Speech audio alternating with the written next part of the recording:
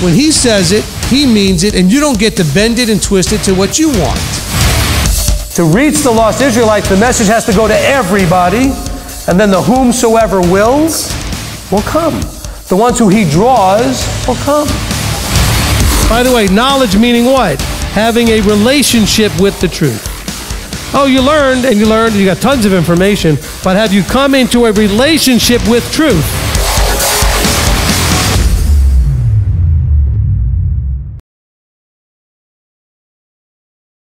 King.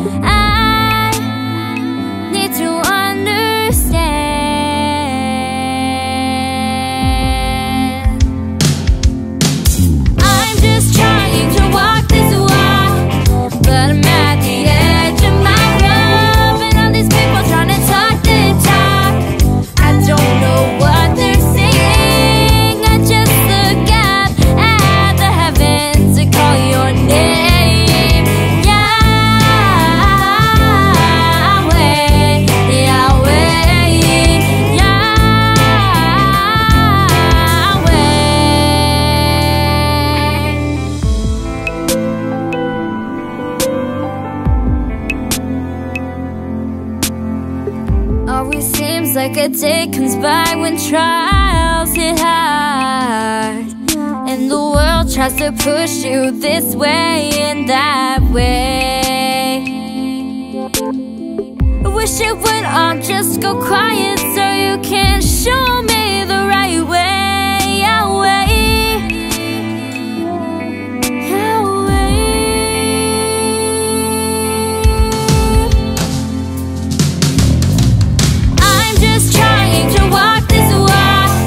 But I'm at the edge of my rope, and all these people trying to talk the talk. I don't know what they're saying. I just look up at the heavens and call your name.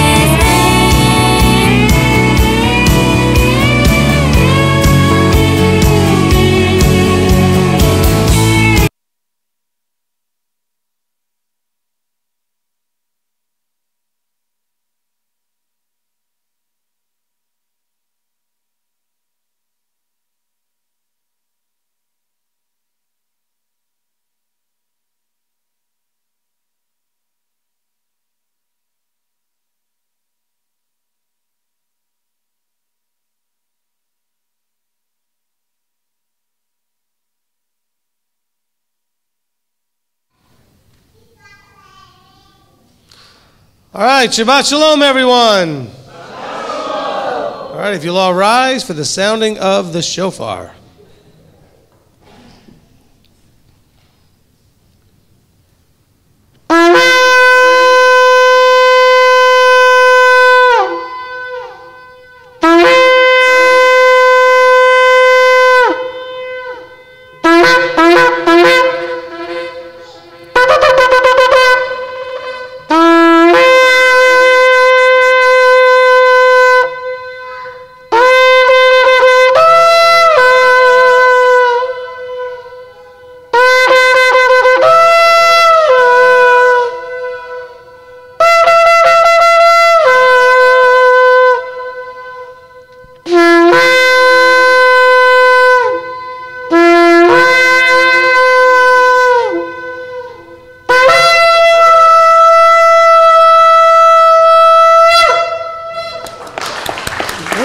Amen. Amen. All right, let's go ahead and sing praises to our King.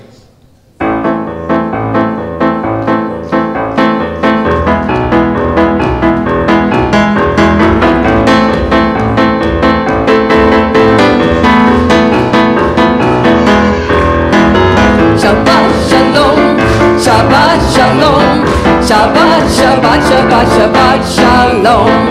Shabbat Shalom, hey, Shabbat Shalom, hey, Shabbat, Shabbat, Shabbat, Shabbat Shalom. Shabbat, Shabbat, Shabbat, Shabbat Shalom, Shabbat, Shabbat, Shabbat, Shabbat Shalom, Shabbat Shalom, hey, Shabbat Shalom, hey, Shabbat, Shabbat, Shabbat, Shabbat Shalom. Einu Shalom Aleichem, Einu Shalom Aleichem, Einu Shalom Aleichem, Einu Shalom, Shalom, Shalom Aleichem, Einu Shalom Aleichem, Einu Shalom Aleichem, Einu Shalom Aleichem, Einu Shalom, Shalom, Shalom Aleichem, Shalom, Shalom Yerushalayim.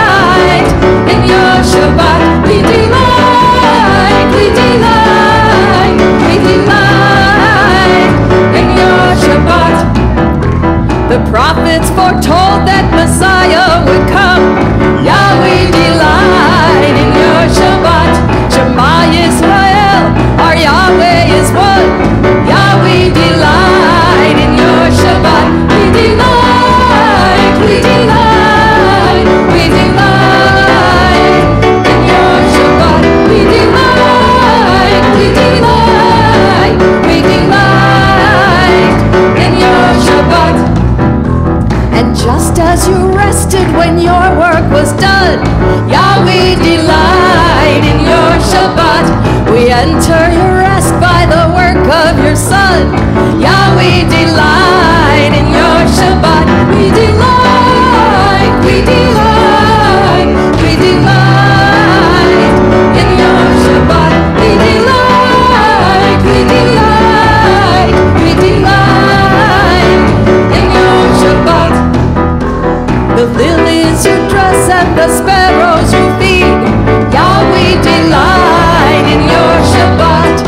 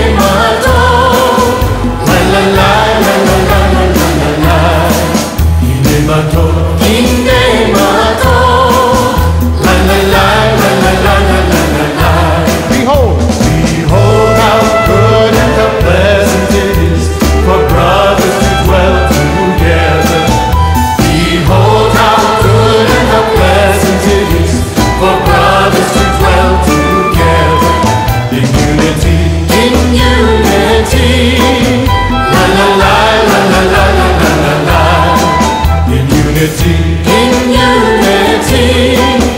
La la la la la la la la la la. Hine matovu manai, shevet achim gam yachad. Hine matovu manai, shevet achim gam yachad. Hine matov, la la la la la la la la la la. Hine matov, la la la la la la la la la la. La la la la la la la la la la. La la la la la la la la la. Behold how good and how pleasant it is for brothers to dwell together. Behold how good and how pleasant it is for brothers to dwell together. In unity, la la la la la la la la la. In unity, la la la la la la la la la. Behold how good and how pleasant it is for brothers to dwell together. Behold how good and how pleasant it is for brothers to dwell together. In unity, la la la la la la la la la.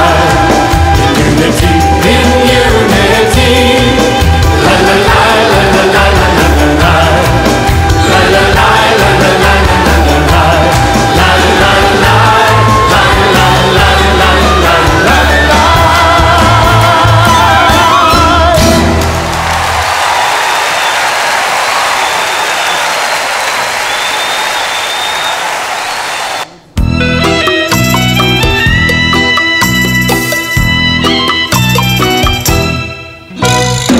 Come, let us praise the Lord and sing Him a new song. Come, let us sing His praise together with the saints, with all the righteous ones.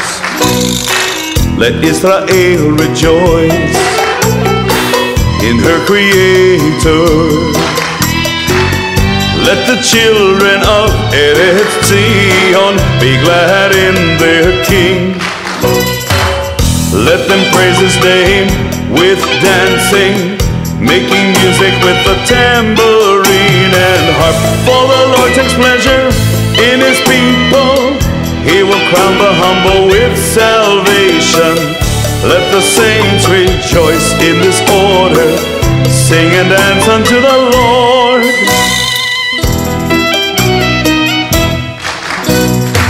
Come, let us praise the Lord and sing Him a new song. Come, let us sing His praise together with the saints, with all the righteous ones. Let Israel rejoice in her Creator. Let the children of Eretz Zion be glad in their King. Let them praise His name with dancing, making music with the tambourine and harp. For the Lord takes pleasure in His people. He will crown the humble with salvation. Let the saints rejoice in this order, sing and dance unto the Lord.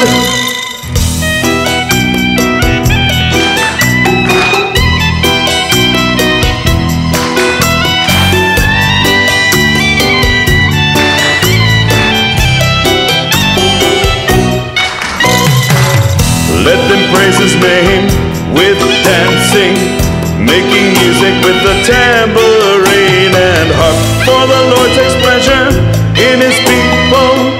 He will crown the humble with salvation. Let the saints rejoice in this order, sing and dance unto the Lord. Sing and dance unto the Lord. Sing and dance unto the Lord.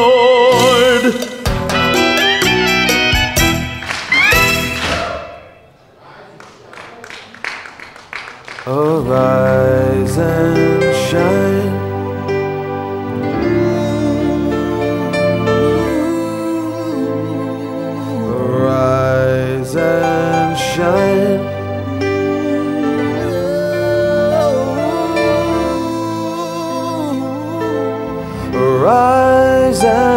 shine, for thy light is come.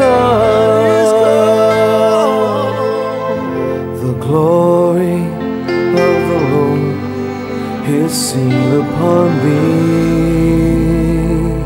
And the nations shall come unto thy light, and kings to the brightness of thy rising. Lift up thine eyes round about and see, they gather themselves all together. So arise and shine, for thy light is come. Arise and shine, for thy light is come. Arise and shine, for thy light is come. The glory of the Lord is seen upon thee. The glory of the Lord is seen upon thee. And the sons of those who afflicted thee, and all who have despised you will bow down. Then they shall call you the city of the Lord, Zion of the Holy One of Israel. So arise and shine, for thy light is come. Arise and shine, for thy light is come. Arise and shine, for thy light is come. The glory of the Lord is seen upon thee. The glory of the Lord is seen upon thee.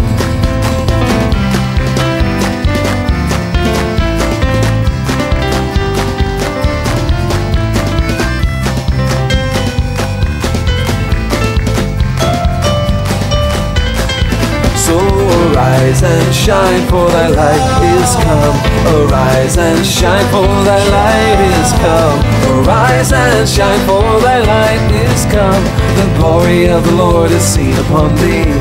Oh, arise and shine, for thy light is come. Arise and shine, for thy light is come. Arise and shine, for thy light is come. The glory of the Lord is seen upon thee. The glory of the Lord is seen upon thee. The glory of the Lord is seen upon thee.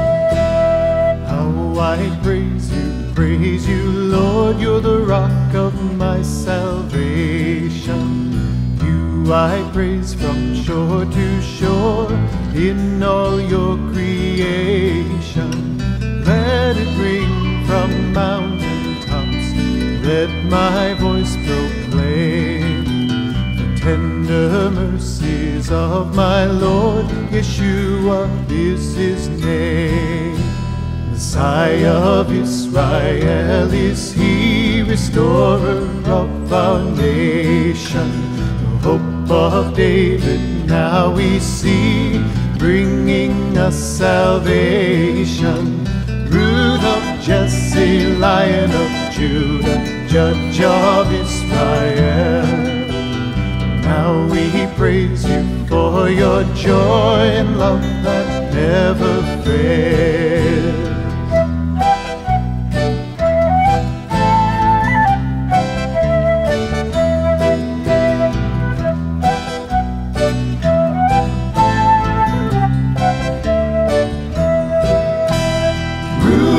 Jesse, Lion of Judah, Judge of Israel.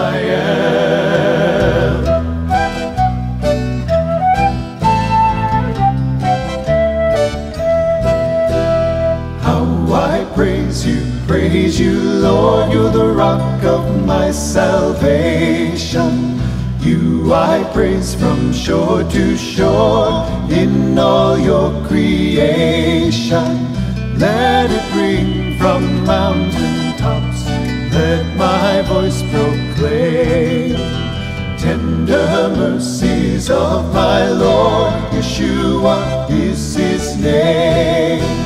Yeshua is his name.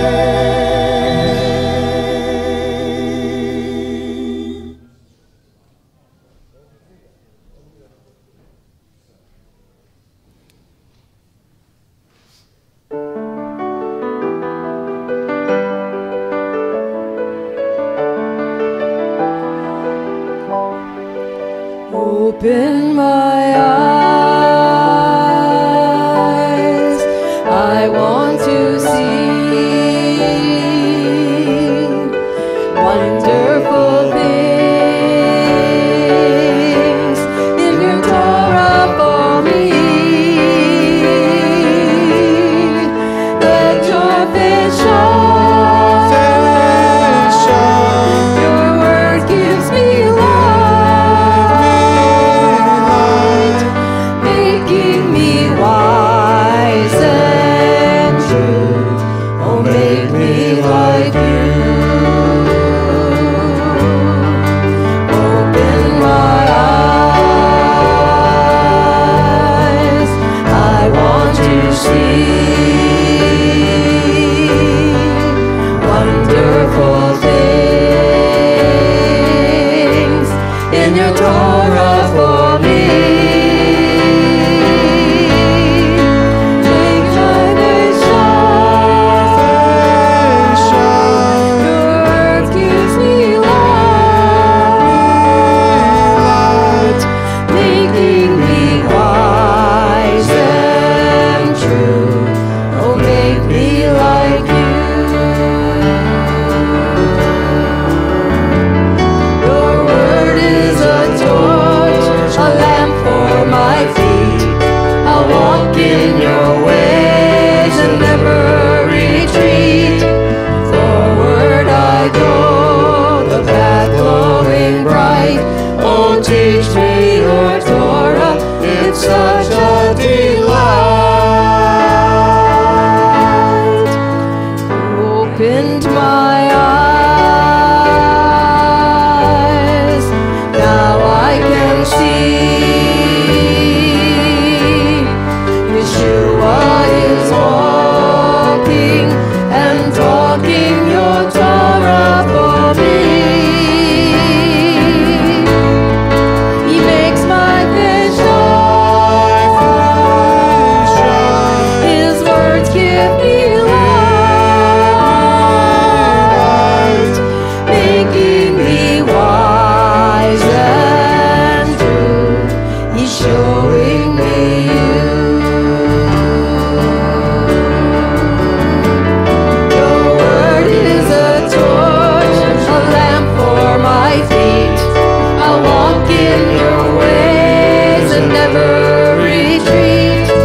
Forward I go, the path glowing bright. Oh, teach me your Torah, it's such a delight. Open my heart, I want to receive wonderful things in your Torah for me. I'll fight the good fight. I'll walk in the light. I want to hear and do and live to please you. I want to hear and do until I'm like you.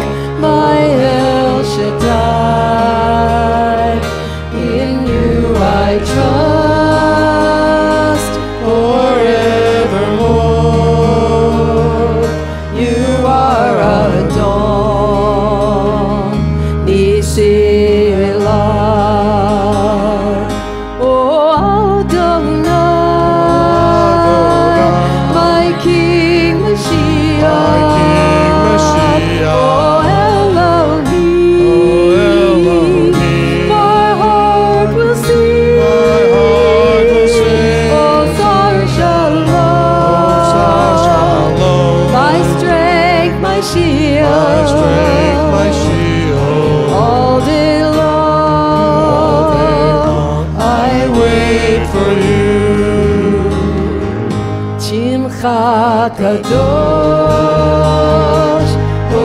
el elyon, ata gibor, osar shalom, becha eftach, adon la'ad, ki le'olam, shimcha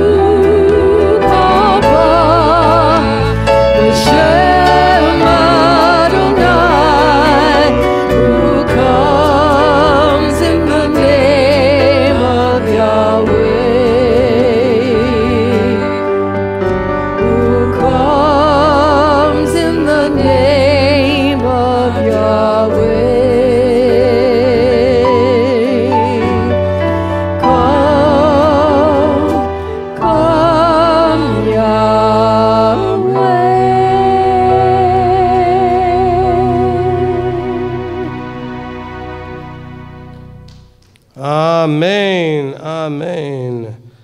Oh, Father, we come before you on this, your Sabbath day, just so blessed, just so honored to be able to come and spend time with you. This time that we can spend, that you set apart from the beginning of time. You set it apart from the beginning of creation. A time where you would meet with us, a time when we can put aside all of the cares of this world and all of our concerns and focus completely upon you. A time of rest, a time of refreshing. And so, Father, we are so blessed to have the Sabbath day. So thank you for giving us this time. Thank you for meeting with us.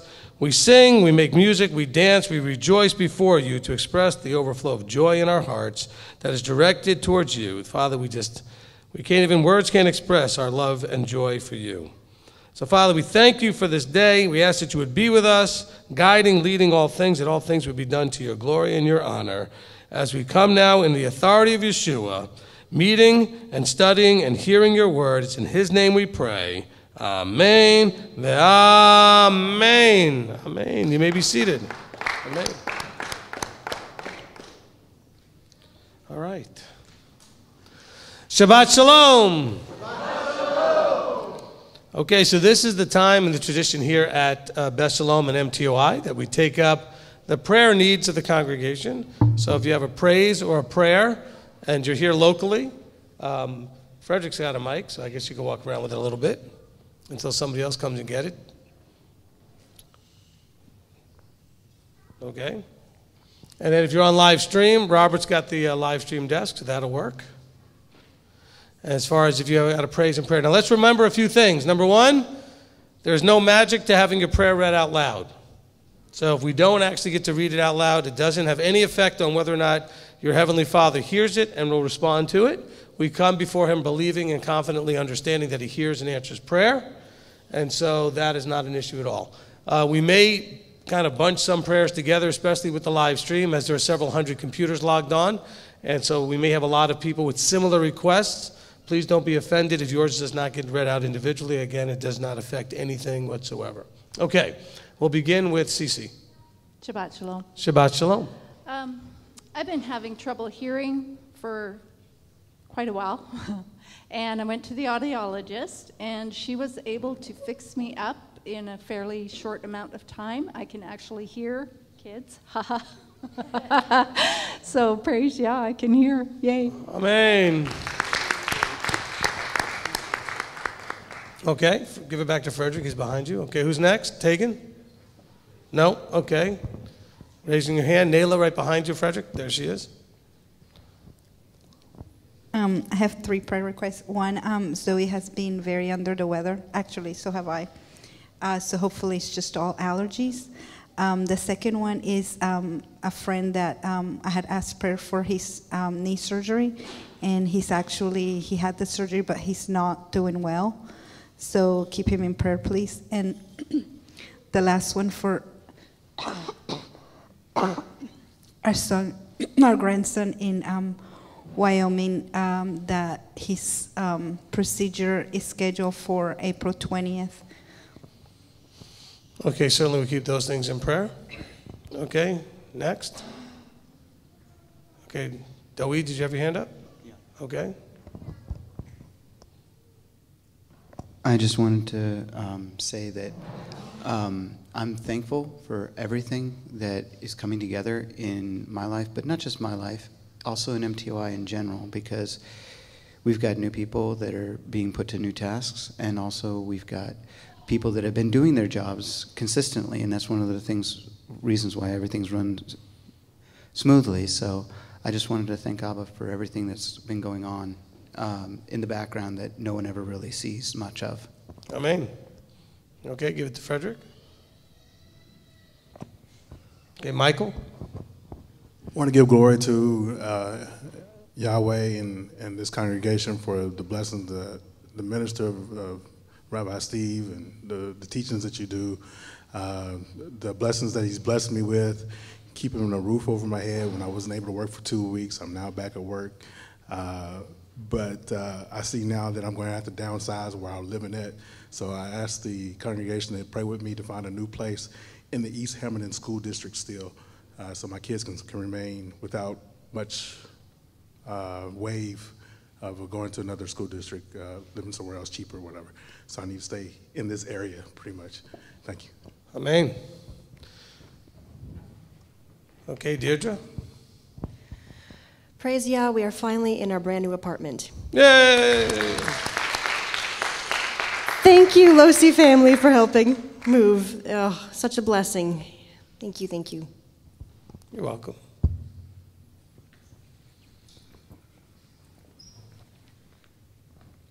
All right, Kara? I just have a silent request, and also for Tuesday, my dad and I are going to be talking to the head of the nursing department about like religious accommodation and stuff for this next year, so just that goes well. Amen. All right, we may want to turn off some phones. I hear somebody's ringing.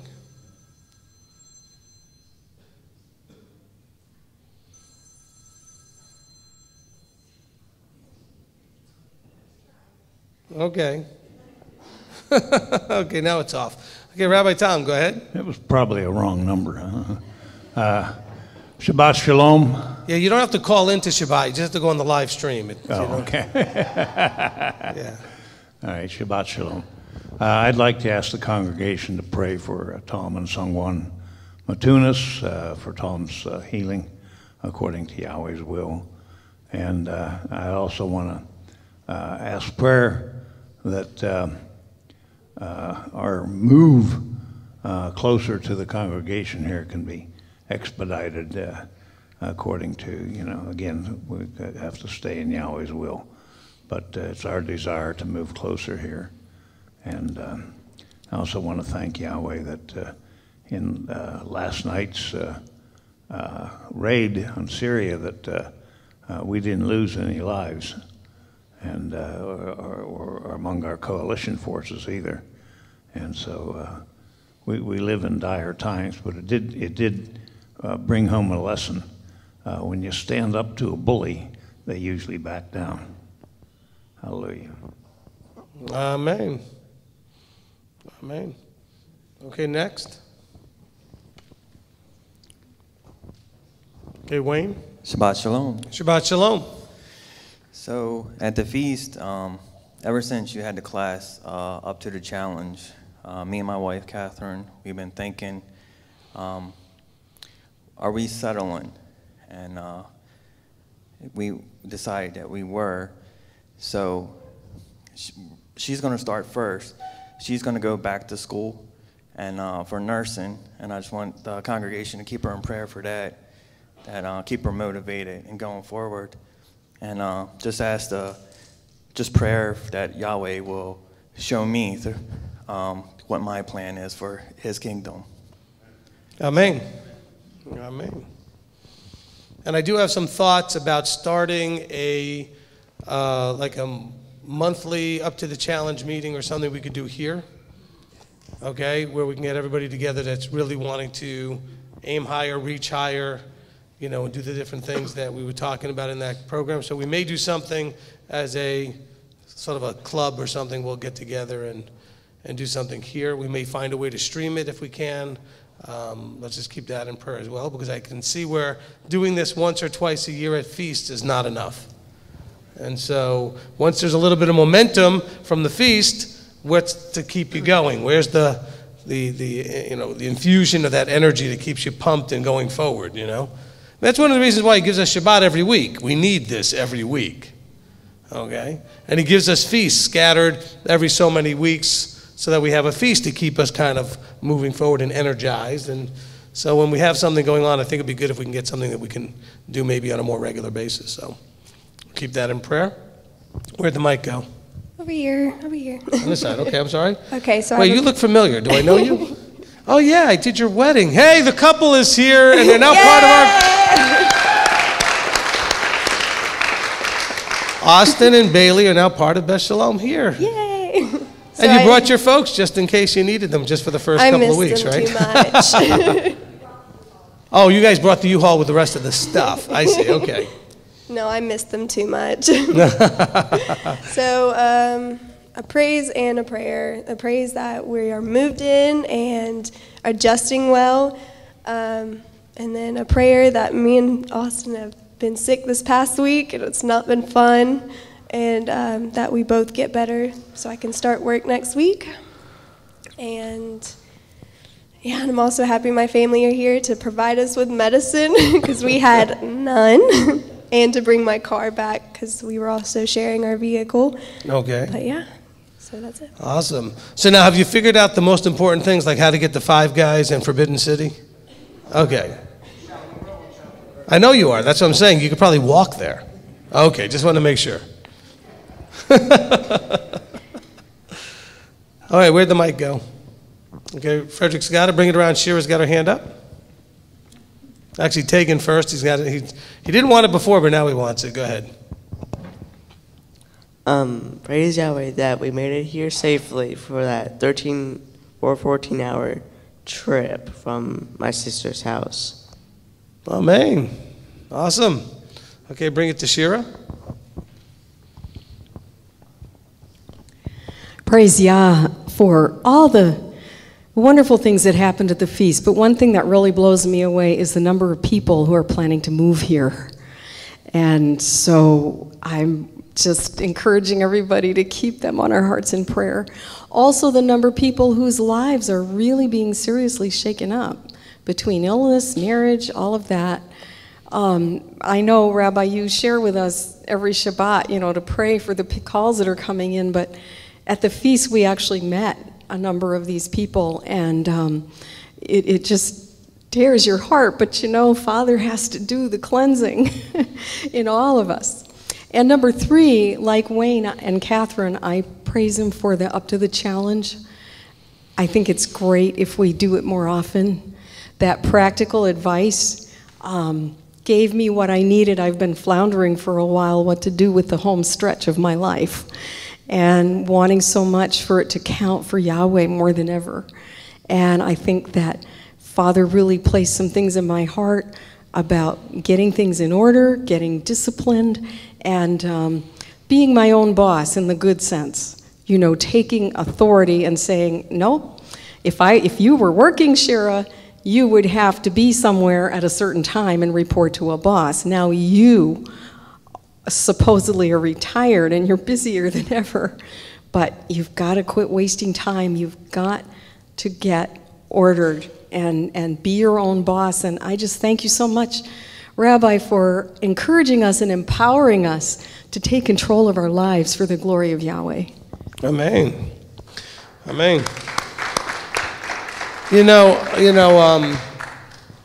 I talk a lot about structure and order in the body, like the whole leadership thing, but where there is not order, there is elements of chaos or a mess. Out of order, when things are not in order, they're messy and they're not efficient. They're not as effective, and so bringing order into your life on all different levels is going to fix those problems, because we're not very effective when we don't have order and structure in our lives. We're not very efficient. We're not all of those things. And it just gets to be more and more stressful, more chaotic, more issues that come up when you don't have that structure and order in your life. And it's not just in terms of leadership, it's in terms of in your own life, imposing that order in your own life. And like you said, that's one of the hard things. A lot of people say, I want to start my own business and I want to be my own boss. Well, you've been under other people's authority. Can you impose that on yourself? Because trust me, I've been working for myself for almost my whole life. I've had a few jobs.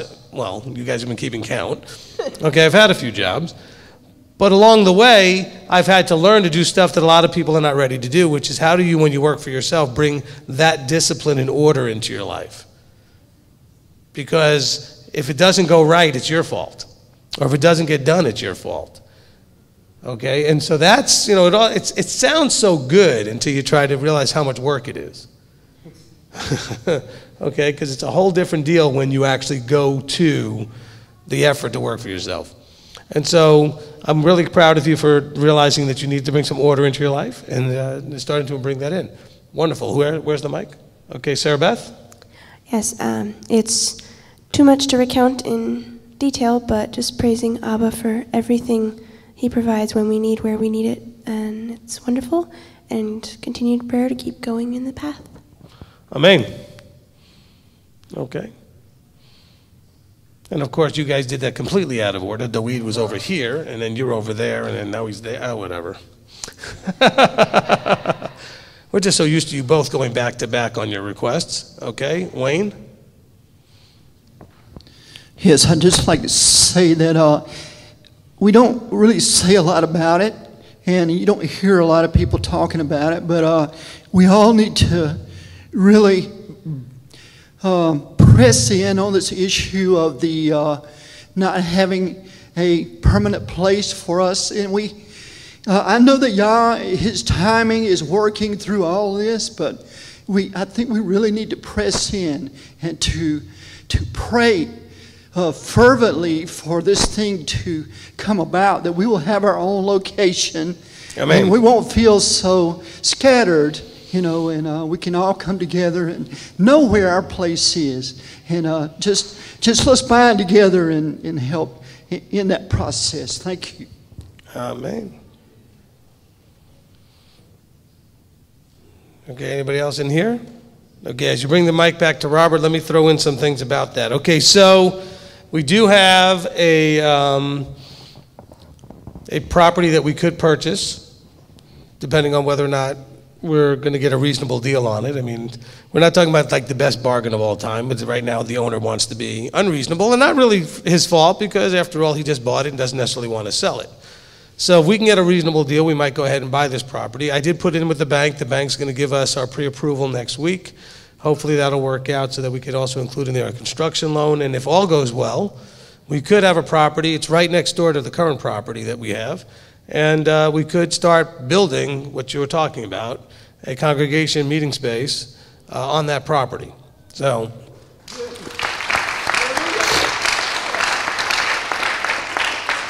And it's literally next door to the property MTY owns currently, so that's nice.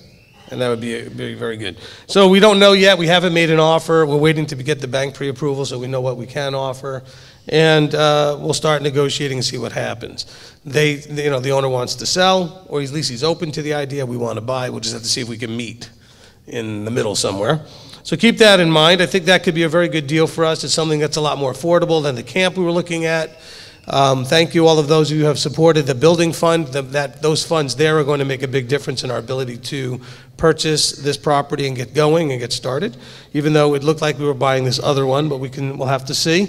That other one still, as far as I know, is not sold, but at $1.8 million, it's not going to sell very quickly anyway. But just keep that in your prayer as we go forward, because yes, we also have a meeting space need for here, okay, where we're going to be in this room where we are now for the next 3 weeks, this week and the next 2 weeks, the end of the month. May 5th, we don't know where we're going to be, so keep that in prayer. We don't have that worked out yet, the first Sabbath in May. And then we are good for the last 3 in May, the 12th, 19th, and 26th, over at the same place we did Purim, in the same room where we did Purim. So that should be just fine up there. And so we're mostly set till June. Of course, then we don't have anything set yet for June.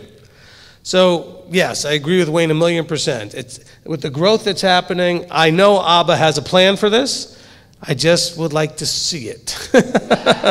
Can you let me in on it, just a little peek? Let me just get a little peek at it. So he has a plan for it. We're ready and willing and able to go forward as he opens those doors, because people are coming.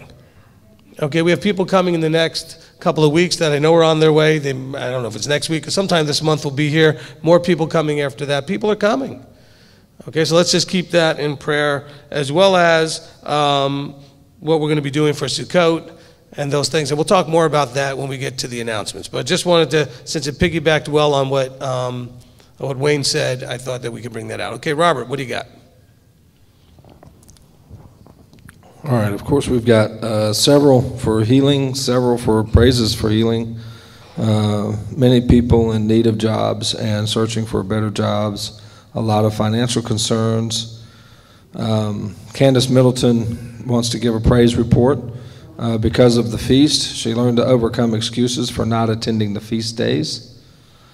From Casey Gonzalez, her son, she's asking for prayer that her son is found and returned home without any kind of suicidal or other negative thoughts. Her husband, and also that her husband gets a good job offer since his work is closing. From Johnny in Denmark, or Yanni, she asked prayer to be strong and wise on her path, and every step that she makes is for Abba's praise.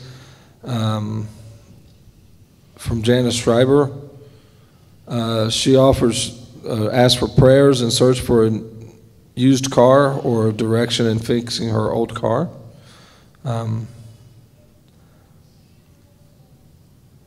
From Lindsay, last week she got married to an amazing Torah observant man. Yesterday he got a job working with Now You See TV. She's asking for prayer that Yahweh influences their ministry through him. From Mike McGuffin. Yeah. Sorry. All right. Yeah. From Mike McGuffin. My son and wife lost their baby yesterday, so please keep them in prayer. MTOI Lakeview offers a praise that their normal location was out of power, but they were able to gather at the Andersons' house, and also wants to give praise to Abba for keeping Tanya safe during a situation this week that could have turned very bad. From Ashley Williams, praises to Yah for answering prayer for her sister and her family, that they may return to Canada from Belize, and they will be home in time for Shavuot. Chris Zimmerman asked praise for successful surgery for 3 young boys there in Alberta. Sam Castro is also offering praise that after losing his car on the return trip from the feast, he was able to get a brand new car earlier this week, and he also starts working next week finally. So, from Adrian and Patricia Bogle, praise Abba for blessing them and helping them to become 100% debt free. Amen. That feels good. From Earl Lee in Lethbridge, please pray for his adult kids that they may hear Abba calling them. He has an unspoken for Bob, which is his former partner, and also for guidance on whether he should be moving to Red Deer or Tennessee or stay put. So, from Brandon Tilton, praise report that his wife Kylie is pregnant with their 3rd baby, due December 5th. Prayer that all goes well. They have a Passover baby, a Sukkot baby, and now possibly a Hanukkah baby. So, Burton Estevez wants to give praise to Yah for getting him out of the hospital stay alive, even though there is now some permanent damage. He will go back on Monday the 16th for a follow-up. Prayers for the Torres family. They're moving in a couple of weeks here to Tennessee. There you go. So, all right, that's wonderful. We look forward to the Torreses. From Elena Red, prayer request for a young man named Jeremiah who is dying of cancer. He is only 16. His parents are taking him to a clinic in Mexico since his cancer is considered untreatable in the U.S.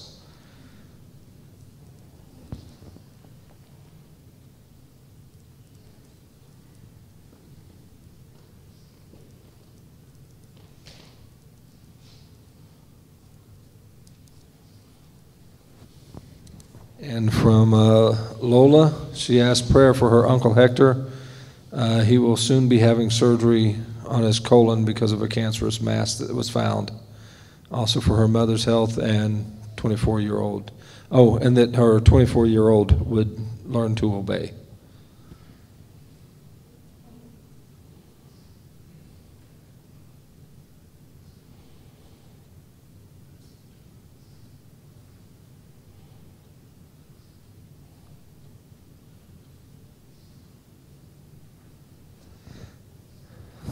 There are several other prayers for healing and moves and potential moves. Chance Conway asked that we give praise to Abba for great cameramen and Livestream crews. Amen. They've got years of training, but they've crammed it into a few weeks.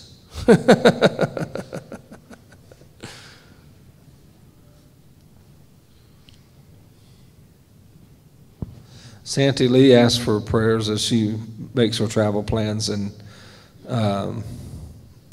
for her trips to Costa Rica and Panama, and also prayer for her daughter Isabel, who is seeking an employment. Let's see.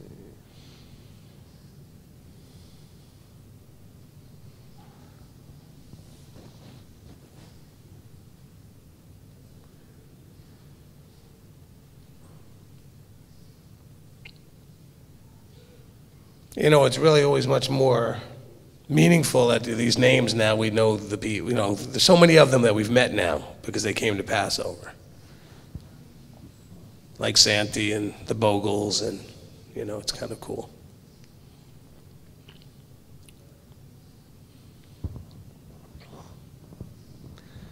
And I think that's going to be just about it for live stream. There's some more prayers for healing and stuff like that. And there is a praise from Leb Mashiach. Praise Yahweh that Travis and Jessa were able to secure a 12-passenger van. So, and the door has been opened for Jessa's knee to be repaired. Amen. Awesome. We have a 15-passenger one we need to figure out what to do with.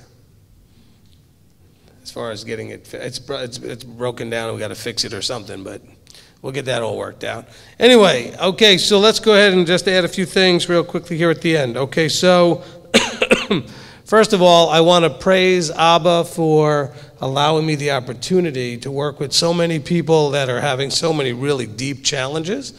And I want to praise him that there have been many of you, whoever you are, I'm not pointing any fingers, who have been willing to come and to submit and to seek counsel and take counsel, and the fruit has been just tremendous. Okay, just tremendous, okay? There are, all right?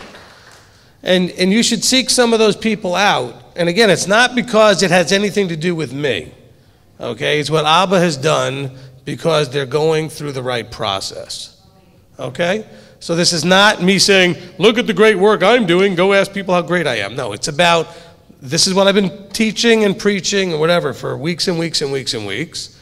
And some of you are doing it, and the results have just been amazing, okay? I mean, just outstanding results. Change has come about in lives that there was no change. Healing has come about in lives that there was no healing. Marriages have been restored. And it's not, again, I take no credit for it whatsoever. I simply told you what he says, told you what you should be doing according to what he says, and the credit goes to those who I was working with who did what he shared through me. In other words, they didn't have to implement, but they did. And in implementing, they got tremendous results. And it's just very, very uplifting and encouraging to me to see that there are actually a few people that are listening.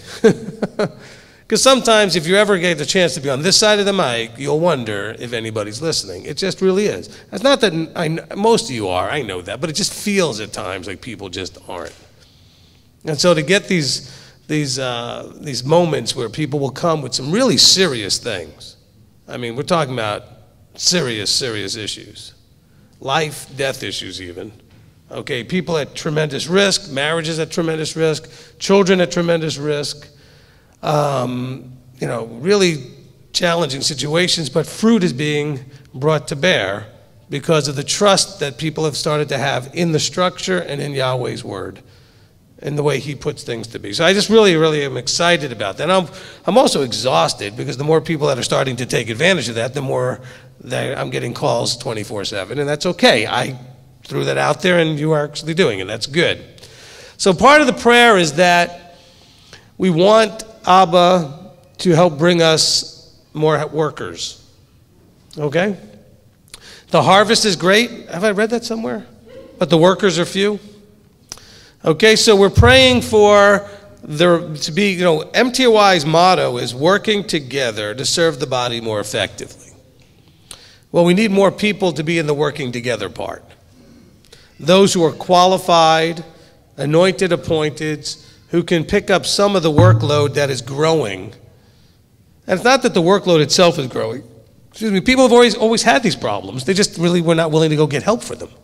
But the more people that are now willing to get help for them, the more burden there is on the leadership. And so we need workers. Now I'm hoping that when we get this property worked out at some point, we'll build a yeshiva, and we'll have people be able to come for, a 6-month training program or something, where we could start a process. And then through the process, we will sort through and see who has what gifts and talents. Let's remember something. I would think about the numbers here, okay? Actually, I want to just, give me 1 second. I want to pull this up just so I can give you a much more accurate number. Give me 1 second.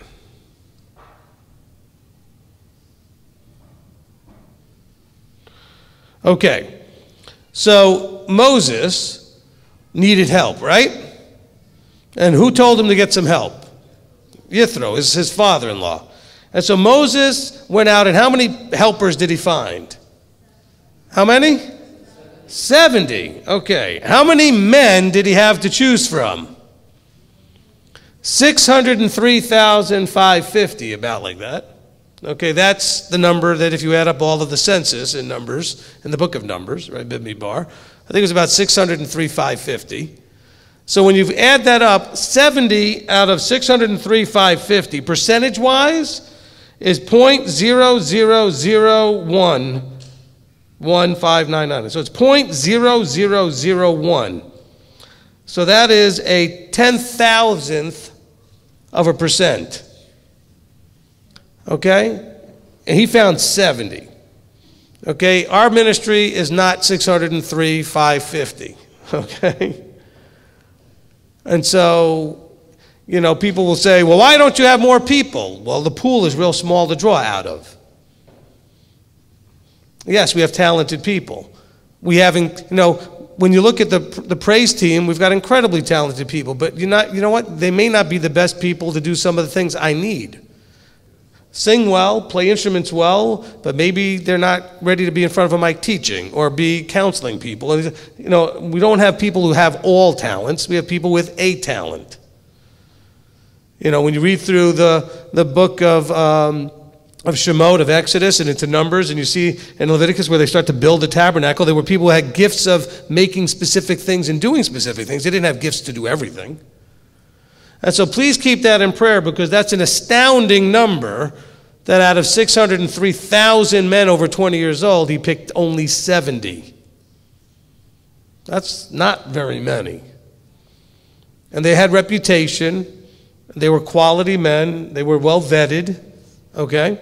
And so that's just to keep that in prayer, that Abba bring us some workers to the harvest out of the small pool we've sort of got to draw out of. Or that he brings them out of the world, which is the largest pool there is of people out there, and brings them, because there's probably a whole bunch of them out there that are right where we need them to be and right where we are as far as, our belief systems and stuff, that just have not yet found us, so that we could have them to work with us. So just keep that in prayer. It's a huge need. The harvest is growing.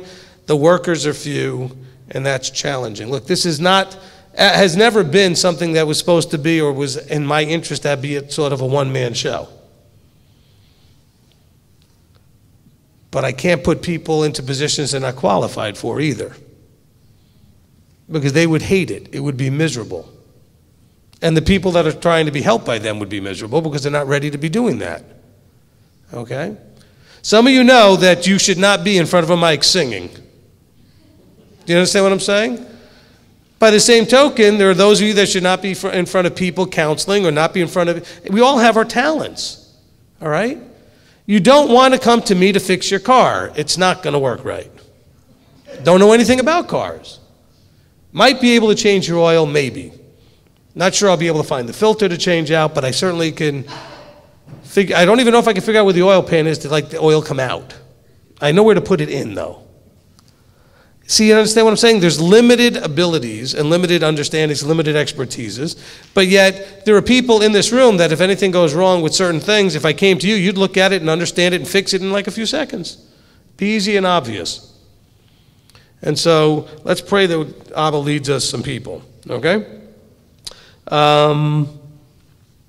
That's it on my short list here. Let's continue, of course, to pray for the people in South Africa. Their situation is becoming worse and worse by the minute. It's becoming harder and harder for them to get out, okay, if they want to come out, and the U.S. is not helping in terms of making it any easier for them to get out. And neither are other countries for that matter, so, you know, it's not just us. And let's also, of course, keep in prayer that while we don't know what will actually spark some of the really bad Middle Eastern, you know, things, there's certainly enough things happening now that could spark it. And so let's just keep our hearts and our heads in line that we're not going to jump to conclusions, but we're watching. Let's watch. Let's be in prayer for those that are going to get affected by, and some people might even get killed. And you know, there's the gas attacks, and then there's other attacks. Lots of peripheral collateral damage. You know, they call it collateral damage. It basically means innocent people who weren't supposed to be involved got involved and got killed, or happened to just be in the wrong place at the wrong time. And so let's pray for all of those situations to be minimal. But keep our eyes on what's going on. But be careful, because this is the kind of stuff that all the end time obsessed people are going to point to. Aha, look. Be careful we don't jump to conclusions. It could mean something. It could be just another one of the many, many Middle Eastern uproars. And we've seen many. Okay, just in my lifetime, in 50 years, I've seen many. End times we're not yet. So we're going to watch. And we're going to keep in prayer, but we're going to pay attention. Amen? Okay, let's pray. Avinu Malkeinu, our Father, our King, Father, we come before you, and we want to just start, as always, by recognizing you. Recognizing you as full of mercy and compassion, the creator of all things, the king, the sovereign, the one who has full authority over all that exists. And Father, you are the definition of love. You are the definition of mercy and compassion, and all these things we seek and we appreciate as we come before you. Father, we recognize that there should be no one or no other entity that we'd even consider to go before with our praises and with our needs. And so we give you all the praise. We give you all the glory. We give you all the honor for every good thing in our lives. And Father, we thank you that we can come to you and share in our joy and appreciate all that you do. Father, we also lay at your feet all of our needs, our concerns, the relationship issues, the financial ones, the health ones, all of the many, many concerns that we have, jobs and families and marriages and just all that's going on, that we lay these things at your feet, knowing that you are the only one that can do anything about them. But also knowing that you want us to do some things, and so we are open and ready to receive your guidance on what we need to do in participating in the solution. All too often we just lay things at your feet and walk away figuring, well, it's his problem now, when really everything you do requires participation with us. It's like a parent with a child saying, I will help you, I will guide you, but I'm not going to do it for you. I will only do the things you can't do. And so, Father, we thank you for that. It helps us to grow. It helps us to change. It helps us to get more and more transformed into the image of Yeshua, our Messiah. So, Father, as we come before you, we come in belief that you hear and answer prayer. And we also accept that your answer may not be the one we're looking for exactly how we see it, because your thoughts and your understandings is so far above ours as the heavens above the earth that we're going to trust whatever you decide as always being right. Because quite frankly, everything I can see shows that you've never been wrong, and we've been wrong almost always. With that track record, I think we'll choose your way. So, Father, we thank you, we praise you, give you all glory and all honor, in the name above all names, Yeshua our Messiah. Amen. Amen. Amen. All right. If you'll all rise for the liturgy, we'll have Dawid come up and lead us in the liturgy.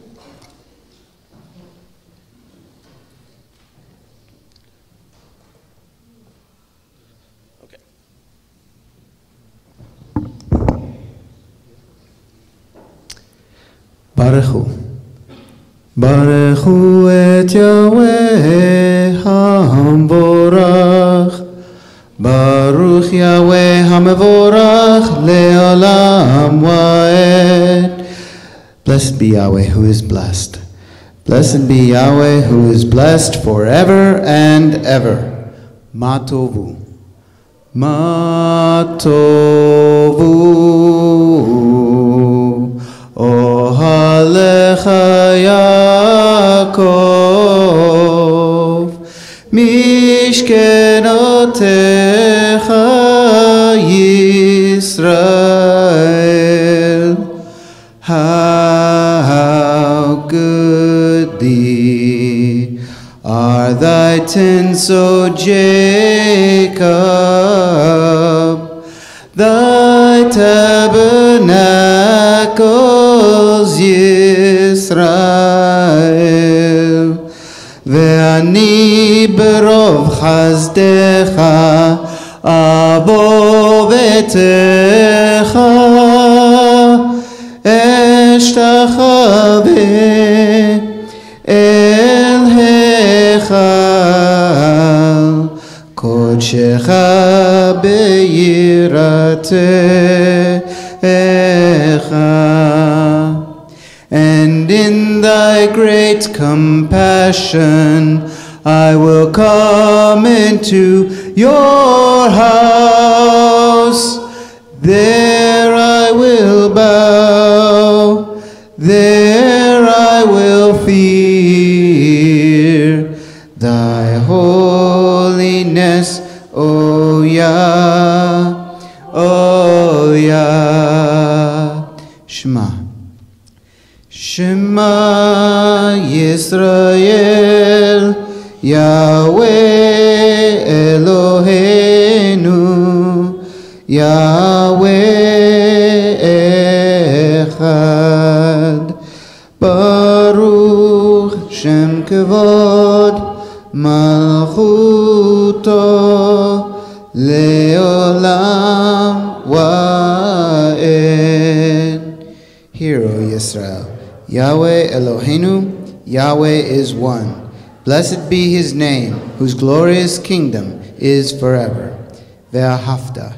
And you shall love Yahweh your Elohim with all your heart, and with all your being, and with all your might.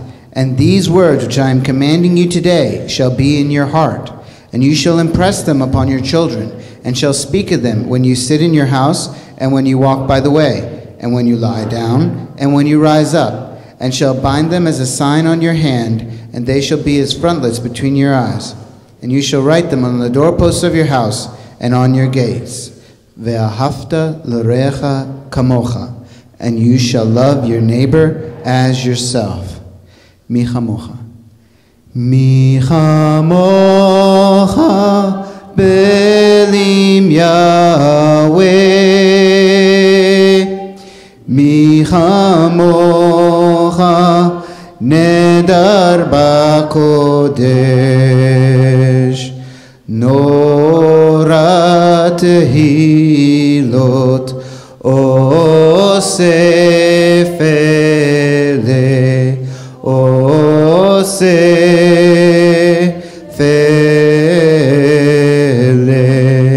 Who is like you, Yahweh, among the gods? Who is like you, mighty in holiness? You are awesome in praise, doing wonders, Yahweh, doing wonders, Yahweh. Veshamru. Veshamru b'nei Yisrael et HaShabbat, לעשות את השבת לדורותם ברית עולם. ושמרו בני ישראל את השבת, לעשות את השבת לדורותם ברית עולם. ביני ובין בני ישראל אותי לעולם, ושמרו בני ישראל את השבת, לעשות את השבת לדורותם ברית עולם. כי 6 ימים עשה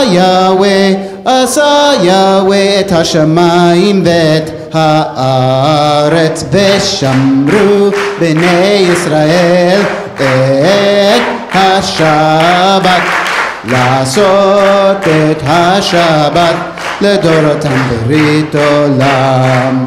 וביום השביעי שבת וינפש,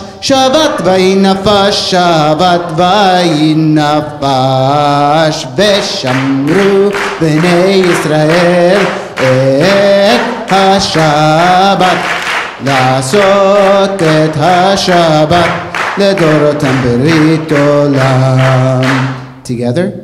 And the children of Israel shall keep the Shabbat, to make the Shabbat throughout their generations an eternal covenant between me and the children of Israel. It is a sign forever that in 6 days Yahweh made the heavens and the earth, and on the 7th day he rested and was refreshed. Amen. All right, amen. Let's bring the children up and the chuppah. Children, wait till the chuppah is set up, please. We'll wait till the gentlemen get that all worked out.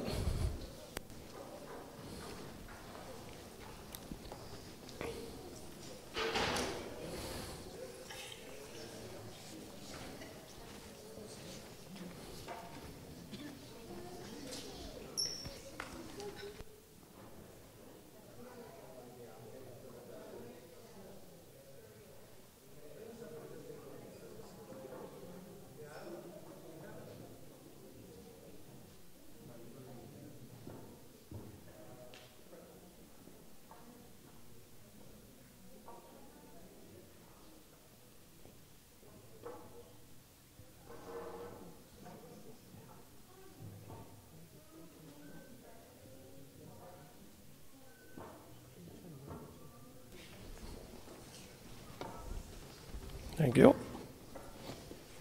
Let's get that stretched out and worked out. Whoops. Mr. Craig, come on up and we'll give you the mic for the prayer.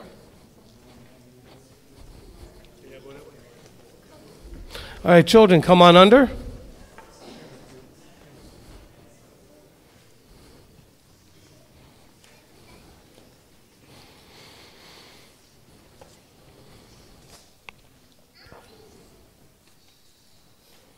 I was talking to the congregation in Wyoming that gave us this giant talit, and I said, after using it at Passover, we're going to need a bigger one.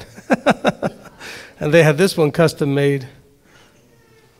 Maybe we can get another one the same size and just extend it with another set of poles and share the middle. All right, come on, children, come on under. There's lots of room. All right, we're going to be led in the prayer over the children by Mr. Craig Lane. Oveda Makano, our Father, our King, we come before you humbly thanking you for all that you do, for all that you say you'll do, and for all that you've done. We thank you for your word, for the truth in your word, and for its leadership that can guide us and help us raise these kids. And we ask for your guidance and help as we live in a very challenging world, and that our children may know that our main goal and job is to get them to adulthood safely, as well as our leadership is here to guide us safely to get to where we need to be in your kingdom. We just thank you, and we ask prayers and comfort for children that are suffering, that are sick and ill, and for their parents and guardians and loved ones, and for those that care for sick kids in hospitals, that you would be with them. And we just thank you for the health that this congregation has and this big group of children, that they are the future, and that they will see something in us and in this place that they will want to continue and to be part of for the rest of their lives. And we ask all this in the authority that was given to us by your Son, Yeshua HaMashiach. Amen. Amen. Amen. Okay, children, you are dismissed. Go this way. This way, children.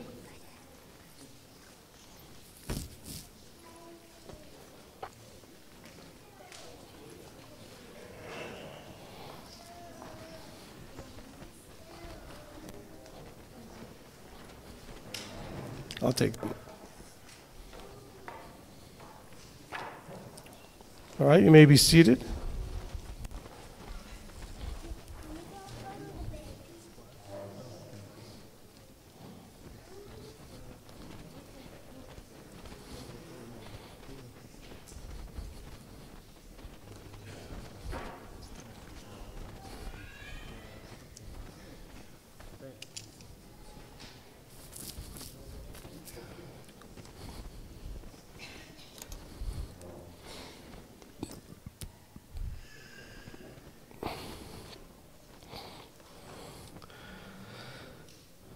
Amen. Amen. All right. Hama'aseh v'hatrumah, the tithes and the offerings. The purpose, as we understand it, of tithing is to teach us to always put Yahweh first in our lives and also for us to appreciate His abundant blessings. Blessed are you, Yahweh our Elohim, King of the universe, who commanded and made promises to us concerning the tithe and the offerings. May you open up the windows of heaven and pour out a blessing that cannot be contained as we walk in these mitzvot and these commandments. Amen. Of course, we don't take up a formal offering here at the congregation. We do have an offering box on the table over there, as well as having on the website, we have donation buttons, and even on the YouTube, I think we have that. So if your heart is moved, we have availability for you to share in the work that Abba is doing through this ministry. Okay, so announcements time. Okay, so first and foremost, we do have, we just talked about tithing and offerings. We have an affiliation with Amazon that allows for those of you that do shop with Amazon to also support our ministry. And we're part of the Amazon affiliate program, which means that if you go to the link on our website, if you go to mtoi.org, you go to the Shop with Amazon link, you'll see an icon that looks like what's on the screen. And it will help in terms of getting us the support.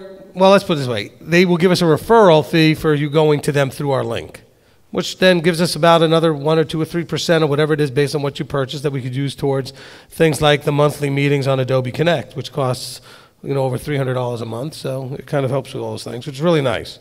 Do not go shopping today. This is not an encouragement to break Shabbat and go shopping today. It just simply says if that's what you do, there's a way you could help us when you do it. We're also part of the smile.amazon.com, the Amazon Smile program, where if you go to Amazon's benevolence sort of link or interface, it's smile.amazon.org. You select MTOI as the ministry or a nonprofit you want to support. It'll walk you through the whole process, and then whenever you go to purchase things, you go to smile.amazon.com instead of regular Amazon.com, and everything else works exactly the same, except that it generates a donation for the ministry. Okay. Appreciate all that. I want to welcome all the guests. We do have some guests today, and I'm sure we have some guests on the live stream. How many we got on there right now? 388. Awesome. Wow. And so we want to welcome our guests and make sure we're helping the guests feel welcome. Just a reminder to all of you on the live stream, if you're new, this is a Shabbat service. And I know sometimes you're used to being in interactive chat rooms and anything goes and you could just promote whatever you want to promote and all those kind of things. But we do ask that you respect that for the most part, most of the people that are attending online and live streaming with us are part of Beth Shalom or MTOI, and this is their Shabbat service. And so we ask that you would respect that and behave accordingly. Okay. Today is what day in the Omer count? 14. Okay. Easy in this month because it's also April 14th. So for this year, counting the Omer is going to be simple, at least until we get to the end of April. Then you just got to add 30 to everything. Okay, but at least for right now, you have April is going to give us the same day as the Omer count. So today's day 14. It is so what is the Hebrew date for today then? That's Aviv 29, okay? Aviv 29. Okay, so Rosh Chodesh for ER. Rosh Chodesh is going to be tomorrow night into Monday. Okay, Rosh Chodesh for the next month, the month of ER. Okay, it's tomorrow night. So we may do a Rosh Chodesh service as part of the general session tomorrow night. Okay, just kind of throwing that out there. All right, cookbook submissions. I'm trying to probably not mess up your slides too much. There you go. Okay, we are working on our cookbook volume 3. The first one was just general kosher food recipes, etc. The second one was feast-related recipes for all the different holy days and feast observances. And then this third one is going to be for special dietary needs. Gluten-free, vegan, vegetarian, diabetic, all those kind of things, okay? There's a link on our website to submit those things. And of course, we're not looking for you to do that today on Shabbat. We're just letting you know about it because, after all, we have a gathering together so we can get information to more people more quickly this way. The link for that is on the homepage of the MTOI website. You'll see a couple of purple bars with different things that are like, hot links to different things, and one of them is for cookbook submissions. Important that what you're submitting is not from another book, but something that you have either come up with yourself or taken from another book, but tweaked it so that it's still uniquely yours, okay? We're not looking to republish other people's recipes. All right, calendar stuff, upcoming calendar stuff. So tomorrow is meeting day. We're going to have that now once a month. We'll have meeting day. That means that we're going to meet, the leadership of South Africa is going to meet with me at 10 o'clock. Okay, tomorrow morning, that's Eastern time. At noon, we have the full MTOI Leadership Council, including the South Africans, if they would like to come and be a part of that. And then at 8 o'clock Eastern time, we have our general session, and that's open to all of you. Okay, so you're all encouraged to be there. And the link to that is on the mtoi.org homepage, and there'll be a link in there that'll take you to the page with the whatever. It's the same link we use every time, so if you remember how to get there last time, you'll use it again to get there this time. And that's tomorrow, April the 15th. Okay, that's all of our meetings tomorrow. On the 17th, on Tuesday, we have, again, our weekly Torah study, as always, as we continue journeying through the Torah portions from Genesis all the way to Deuteronomy. So we're continuing through our journey here. So tomorrow, April the 17th, not tomorrow, on Tuesday the 17th is our Torah study. It's 8 o'clock Eastern time, and all are welcome to come and participate. It runs about 2 hours, okay? We spend the beginning doing some prayer and then reading the Torah portion. Then we have a little bit of announcements real quick, and then we discuss what we read. So, and then, of course, on May the 20th, that's Shavuot.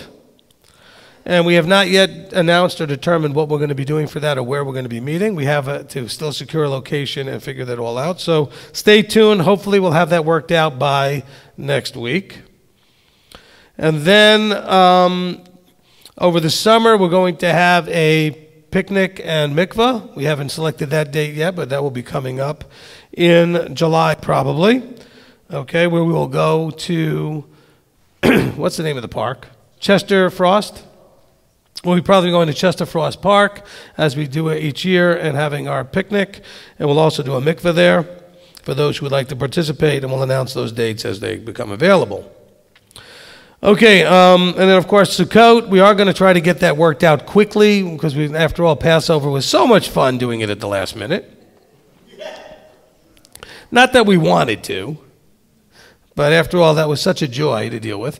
So we're going to try to get that all worked out quickly for Sukkot. We may be back at the same property.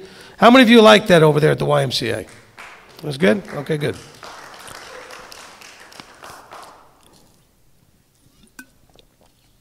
We do have some challenges with the Sukkot dates for them. We're going to be using a different meeting space, except that meeting space is not really available until Wednesday. We start on a Sunday night for Sukkot. The holy day will be Monday, and the last holy day will be Monday. And so you know, we could make that Wednesday free day where we can move equipment back and forth. We won't have that main building. We have to figure out what we're going to do for the first 3 days and for the first holy day until we can get to Wednesday.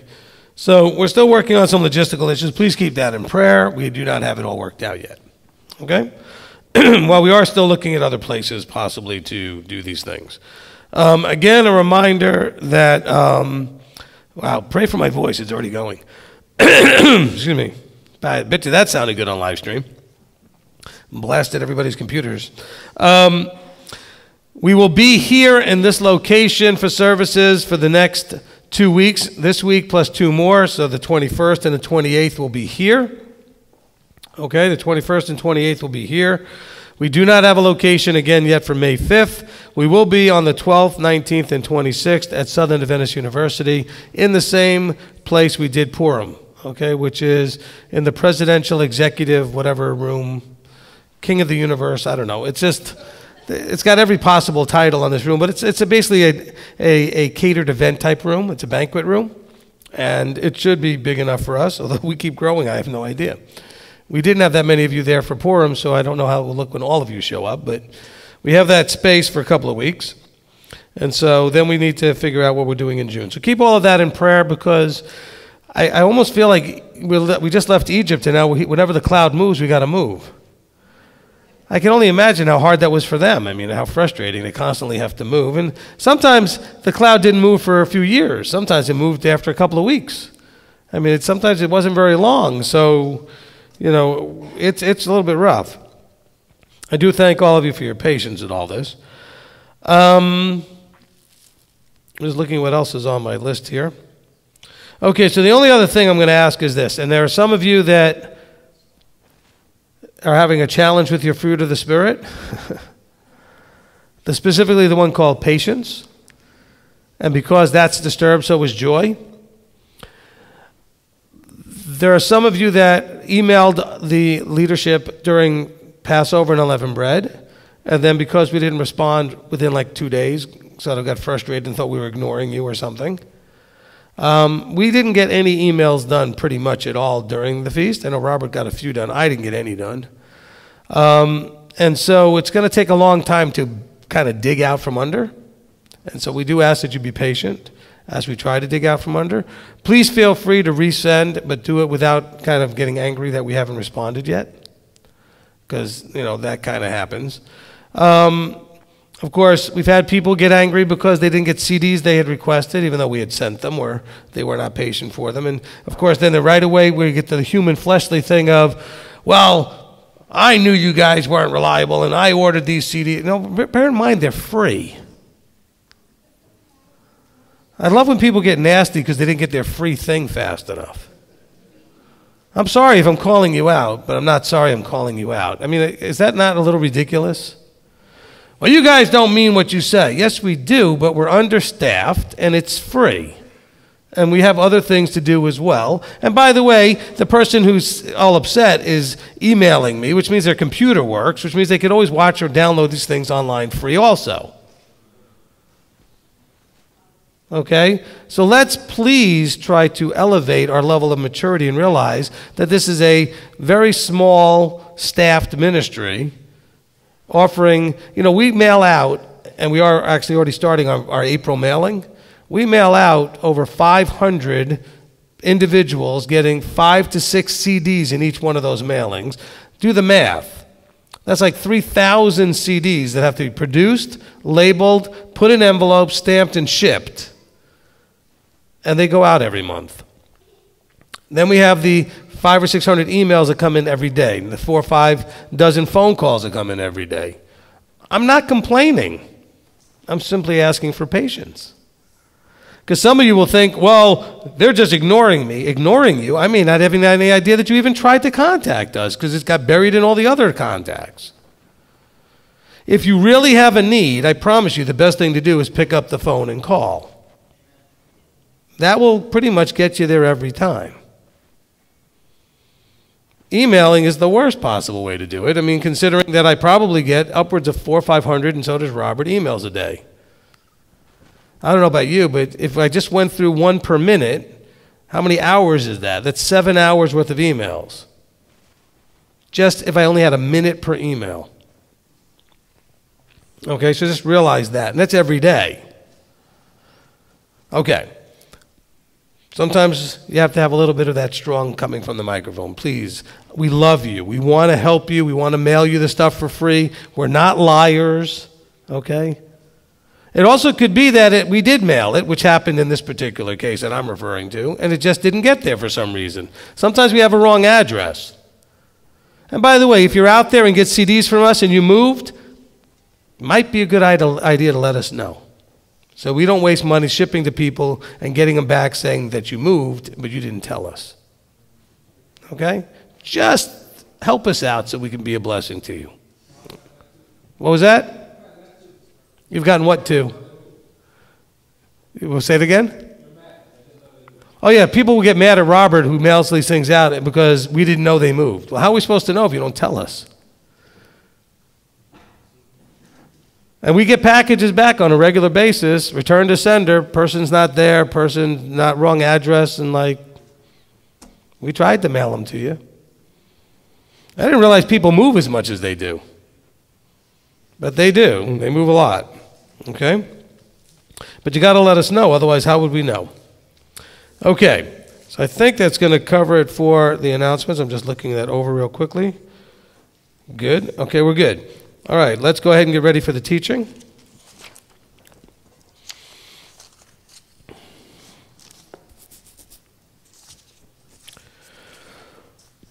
Now, before we get started with the teaching, I want to remind everybody to turn off your phones. If you have a phone, you may want to make sure that it's off. I'm going to set mine for the timer.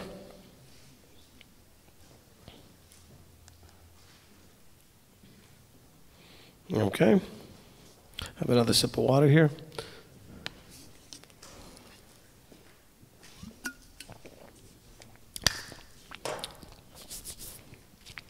Are you ready on that side? Okay, good. Now, I have gotten some feedback about this teaching so far, and I do apologize for being wishy-washy and beating around the bush. I know you're confused. You want to know how I really feel. So I will do better today, hopefully, to clarify that.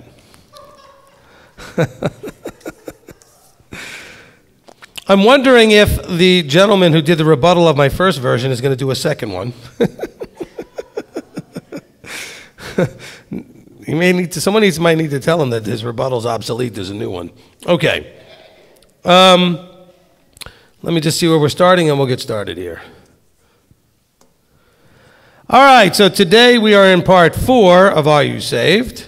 The 2018 version, the newest version of this. And we've been discussing the relationship between salvation, faith, and works. And we've been talking about how there's been a lot of confusion about understanding those 3 terms. And we defined the terms. We're not going to do that again today. And we've been exploring what those terms mean. And as we finished up in part 3, we were looking at Hosea chapter 1. We were looking at Yahweh having promised that he would at some point save Israel after he'd already told them, I'm not going to save you. So we kind of worked through this whole idea of that at some point, people who thought they might have been quote-unquote saved weren't as saved as they thought they were. Okay, that's what we talked about last time. But I want to pick that up here with now looking more at, from that place, how then he then says, yet I will still save them ultimately. And what that process looks like is what we're going to start to explore. So let's go back to Hosea chapter 1 as kind of a reset of where we finished in part 3. And just remember what we were reading here in Hosea chapter 1. In verse 6, we hear that Hosea's wife had a child named Lo-Ruhamah. And it says, call her name Lo-Ruhamah, for no longer do I have compassion on the house of Israel so as to forgive them at all. Wow. But we learn that when he says something like this, it's not a forever thing. It's for that group of people at that time. He's not saying I will never forgive and never have compassion on Israel again. But this particular group, and by the way, we saw this with Jeremiah, we saw this with other prophets saying, this particular group is not getting saved anymore. You heard this, by the way, when they came out of Egypt. After they refused to go into the land, this particular group is going to die in the desert. That doesn't mean we won't have a remnant or a piece make it through, and there would not ultimately be a deliverance of Israel. But this particular group is not getting any more compassion. And then we have in verse 9, another child is born called Lo Ami, for you are not my people and I am not for you. I don't know about you, but I never want to be on the other end of Yahweh saying, I am not for you. Because that goes kind of, if you're not for me, you're against me. If you're not with me, you're my enemy. I mean, that makes us enemies to him, basically. He's saying, I'm not for you. I don't know about you, but I think I at least can admit that I've come to a place where I can't do without him. And so if he's not for me, then it means I now have to do without him. I have to function and achieve and accomplish and move forward without him. Not a good place to be. So he said these things very strongly to this group of people through Hosea. And then he says in verse 10, Yet, even though I've said this already, no compassion, no mercy, not my people, yet the number of the children of Israel shall be as the sand of the sea, which is not measured nor counted. Isn't that what he promised to Avram, Yitzchak, Yaakov?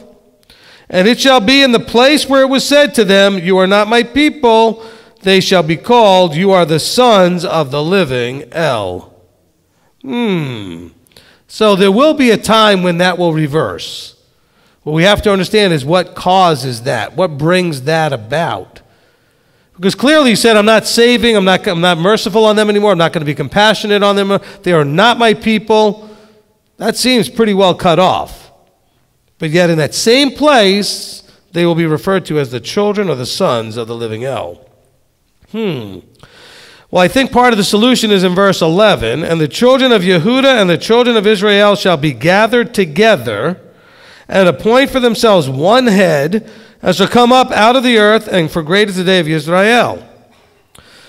So let's look at what this might look like. I think we can see this in Ezekiel 37. So let's go to Ezekiel 37. We'll start with the beginning of the chapter, the dry bones, and work our way through to the two sticks.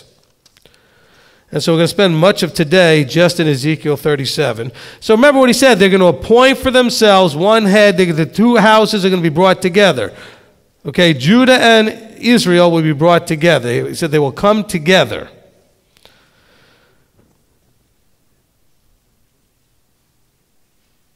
Okay, so I want to actually jump forward to...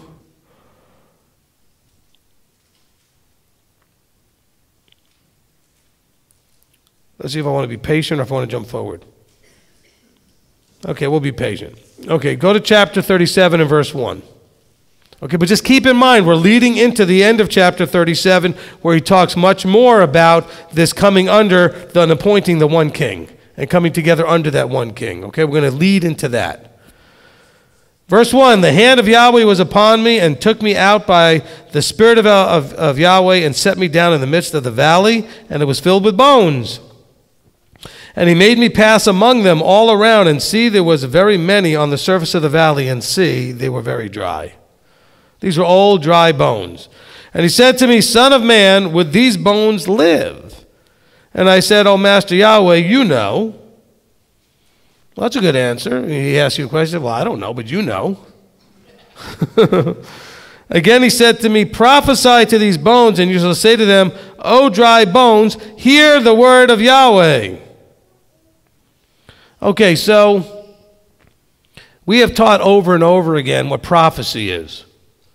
And what did he say to him? He said, prophesy over the bones. And what did he prophesy? Hear the word of Yahweh. What do prophets do? Speak the word of Yahweh with authority. So he said, I want you to speak my word with authority and tell those dry bones and say to them, O dry bones, hear the word of Yahweh. Hear and act upon the word of Yahweh. Thus said the Master Yahweh to these bones, see, I am bringing into you a spirit, and you shall live. And I shall put sinews on you, and bring flesh upon you, and cover you with skin, and put a spirit in you, and you shall live, and you shall know that I am Yahweh. Now bear in mind the word ruach there, which is quoted in all of that verse there, the word ruach, also has the idea of breath. I will breathe life into you. I'm going to breathe my intrinsic nature into you. He says, and I'm going to put my nature in you, and you shall live. Now, hopefully we've done enough study, understanding the Ruach, baptism of fire, and other places to realize that it is through us changing into and embracing his nature that we find life. And that's also part of this are you saved thing. He says, so you shall live. Why? Because we're going to have his nature in us. And then he says, and you shall know and have a relationship with me and know that I am Yahweh. Verse 7, and I prophesied as I was commanded, and as I prophesied there was a noise, and there was a rattling, and the bones came together bone to bone. And I looked and saw sinews and flesh come upon them, and the skin covered them, and there was no spirit in them. So they didn't have any breath, they didn't have any spirit in them. And he then said to me, prophesy to the spirit, prophesy, Son of man, and you shall say to the spirit, thus said the Master Yahweh, come from the four winds, O spirit, and breathe on these slain, so that they live. And I prophesied as he commanded me, and the spirit came into them, and they lived and stood upon their feet, a very great army. And he said to me, Son of man, these bones are all the house of Israel. Important that we hear the word all there, because remember, up to this point, and continuing actually forward till today, Israel has not been all. It's been split into two camps. The northern camp called Israel and the southern camp called Judah. And so we have two houses, or there's a separation. But here it says, these bones are all the house of Israel. See, they say, our bones are dry, our expectancy has perished, and we ourselves have been cut off. I want you to not picture just the idea of a physical resurrection. This is a metaphor. This whole picture is a metaphor. What is it a metaphor? Picturing back to Hosea chapter 1. They had been cut off. You are not my people. I have no compassion on you. By the way, when you are cut off, it's like death. It's the dryness. It's the emptiness. We're told that at some point there'll be a famine for what? The word of Elohim. So here you see them. They says, we have lost our expectancy. What expectancy did Israel have? They expected that they would always be his people. They didn't expect that everything they did would have such powerful ramifications. They understood, we are the special people of the creator of the universe. We can almost get away with anything, like a spoiled brat kid whose parent is a powerful person in society. The rules don't apply to us because my daddy is so-and-so. So Israel was kind of like that. They were acting like, well, we got him as that's our God, our Elohim. We can get away with almost anything, only to find out that wasn't true. That's when he said, I'm done with you. So he says here, that's kind of the key word, our bones are dry, our expectancy has perished, and we ourselves have been cut off. So it's not just, they're not mentioning the idea of being dead here. They understand there's a cutting off. He has cut them off. You are not my people. So I believe this is absolutely referring to exactly what Hosea was talking about. Now notice what happens next. He says, therefore, in verse 12, therefore prophesy, and you shall say to them, excuse me, therefore prophesy, and you shall say to them, thus said the Master Yahweh, see, O my people. Now he's referring to them as my people. I am opening your graves, and shall bring you up from your graves, and shall bring you into the land of Israel. And you shall know that I am Yahweh when I open your graves, O my people, and bring you up from your graves. Now, anybody catch a word that was mentioned like 17 times in those two verses? Graves. Now, the word there is not Sheol. The word there is not Gehenna. The word there, in other words, this is not when we think about death that way. It literally means a sepulcher or a place that you've been entombed, a physical space. And so what did happen to Israel? What did Yahweh do to Israel? He scattered them. He sifted them like through a sieve amongst all the nations. as their place that they were then sent to be dispersed and not to be considered his people. So this idea, he says, look, he says, I am opening your graves. Now, what also do we hear Yeshua saying? At some point he says that he went and visited those essentially in the graves. It's that idea of those that have been punished, the word getting to those that were cut off, those who had received no mercy, no compassion. He says, I'm opening your graves and I bring you up from your graves and bring you into the land. This fits completely into all of the restoration of the two-house teachings we've done, discovering your identity, etc.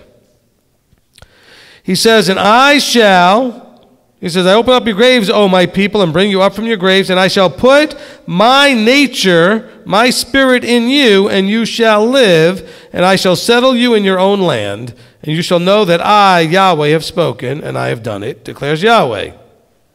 So hopefully we're starting to see what's going on here in the first part of Ezekiel 37.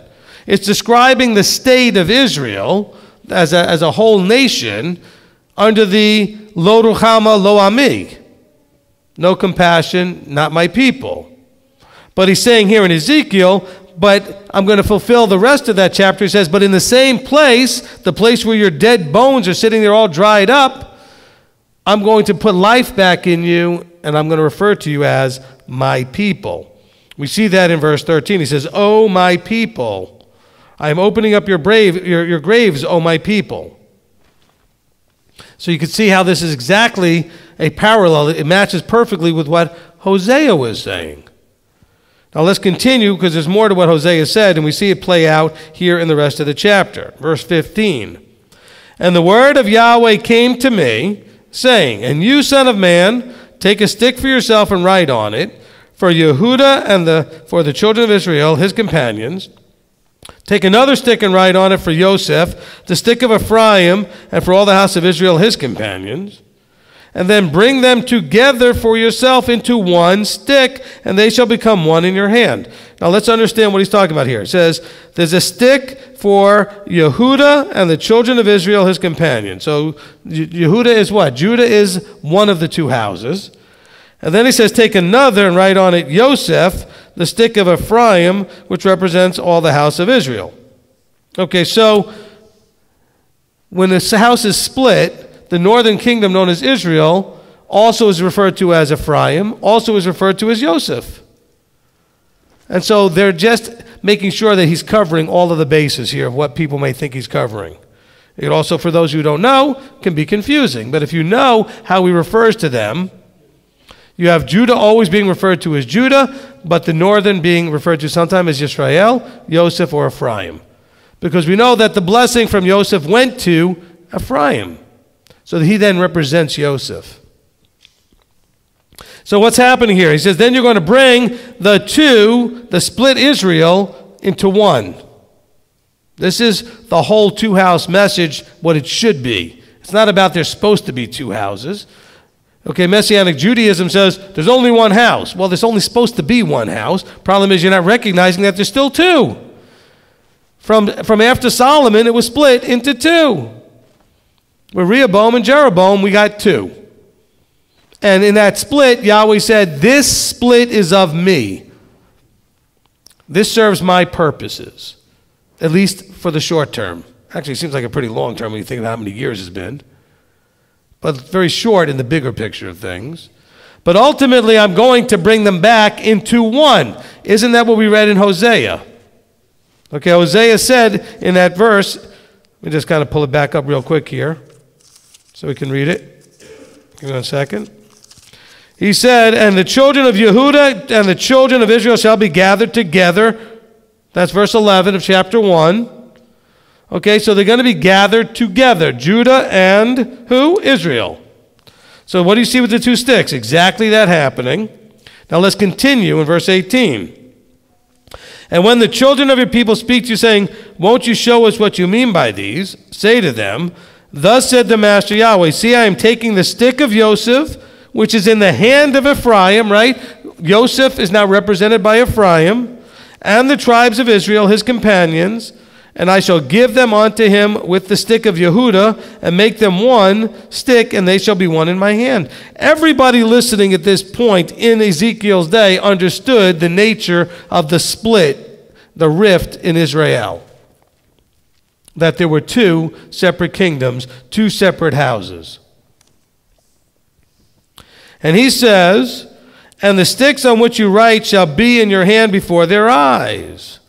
Speak to them, verse 21. Thus said the Master Yahweh, see, I am taking the children of Israel from among the Gentiles wherever they have gone, and shall gather them from all around, and I shall bring them into their land. So this is where they're in the graves. They've been scattered and cut off, and they've been spread everywhere. And I'm going to bring them into their land. And I shall make them one nation in the land on the mountains of Israel. And here you go, the rest of verse 11 from Hosea. And one king shall be king over them all. And let them no longer be two nations, and let them no longer be divided into two kingdoms. See, here's the recognition of this is the whole two-house message, the way it's supposed to be. They were one, they became two. They're going to be restored back to one. And so really, when we talk about the two houses, we should be talking to it from the point of view of looking forward to the restoration of the two into one. But now we're going to find out what makes the difference. Because remember, they were called not my people. They were called, I'll have no compassion. Can we agree that the people Hosea was talking to were, quote unquote, part of the saved bunch of people that were descendants out of those that were brought out of Egypt, that were covenanted and all of that kind of stuff? Can we at least agree on that? And then he's going to tell them that I'm going to no longer have compassion, that you would no longer be my people. You know what? Doesn't that match John 15 when it says, every branch in me that doesn't stay in me gets cast out? See, we're reading how consistent this message is everywhere. Every branch of me that doesn't stay in me. Can we agree that what the problem with Israel and Judah was they didn't stay in him, not at least as a cohesive nation. So they had problems because there's consequences to disobedience. There's consequences to being foolish. They were both. And so here he's saying, here's the process back. He says, I'm going to make one nation of them in the land. No longer will there be two. Verse 23, and they shall no longer defile themselves with their idols, nor with their disgusting matters, nor with any of their transgressions. What's transgressions? Breaking of the law. Sin is the transgression of the law, the Torah. So he says, they're no longer are they going to be doing their transgressions, and I shall save them. He says he's going to save them. Now, he'd already saved them many times. Decided that that particular group of people, I'm done saving you now. But then in this future date, I will save them from all their dwelling places in which they have sinned, and I shall cleanse them, and they shall be my people, and I shall be their Elohim. Now stop for a second. I shall cleanse them. So what do you picture when you hear cleansing? What do you do when you normally clean something? You wash it. Okay, this goes back to baptism of fire. So there's going to be a mikvah of water to wash and cleanse you. Then there's going to be an infusing more of the truth, the word, the ruach, the spirit, the baptism of spirit, the knowledge, understanding, and relationship that then gets tested by the fire to see where you're at. He says, I'm going to cleanse them, and they shall be my people, and I shall be their Elohim. We're back to Hosea chapter 1, verse 10 and 11. In the same place where they were called not my people, they would now be called the children of the living Elohim, the sons of the living Elohim. Incredible. This is awesome stuff. Okay? He says, but look, I'm going to save them from all their dwelling places in which they have sinned, and I shall cleanse them. Now, the problem is that Christianity would let you feel like cleansing them means he's just going to wash you clean, and now that's just something he does for you by fiat, and it doesn't really... if I were just to go over to you and go, you are now clean, does that automatically change the way you think? Does it change the way you behave? Really? So then why would anybody preach that somehow that happens? Because that's what they're preaching, isn't it? He says, I'm going to cleanse them. How? Through this process of breathing his spirit back into them. We see that earlier in the chapter.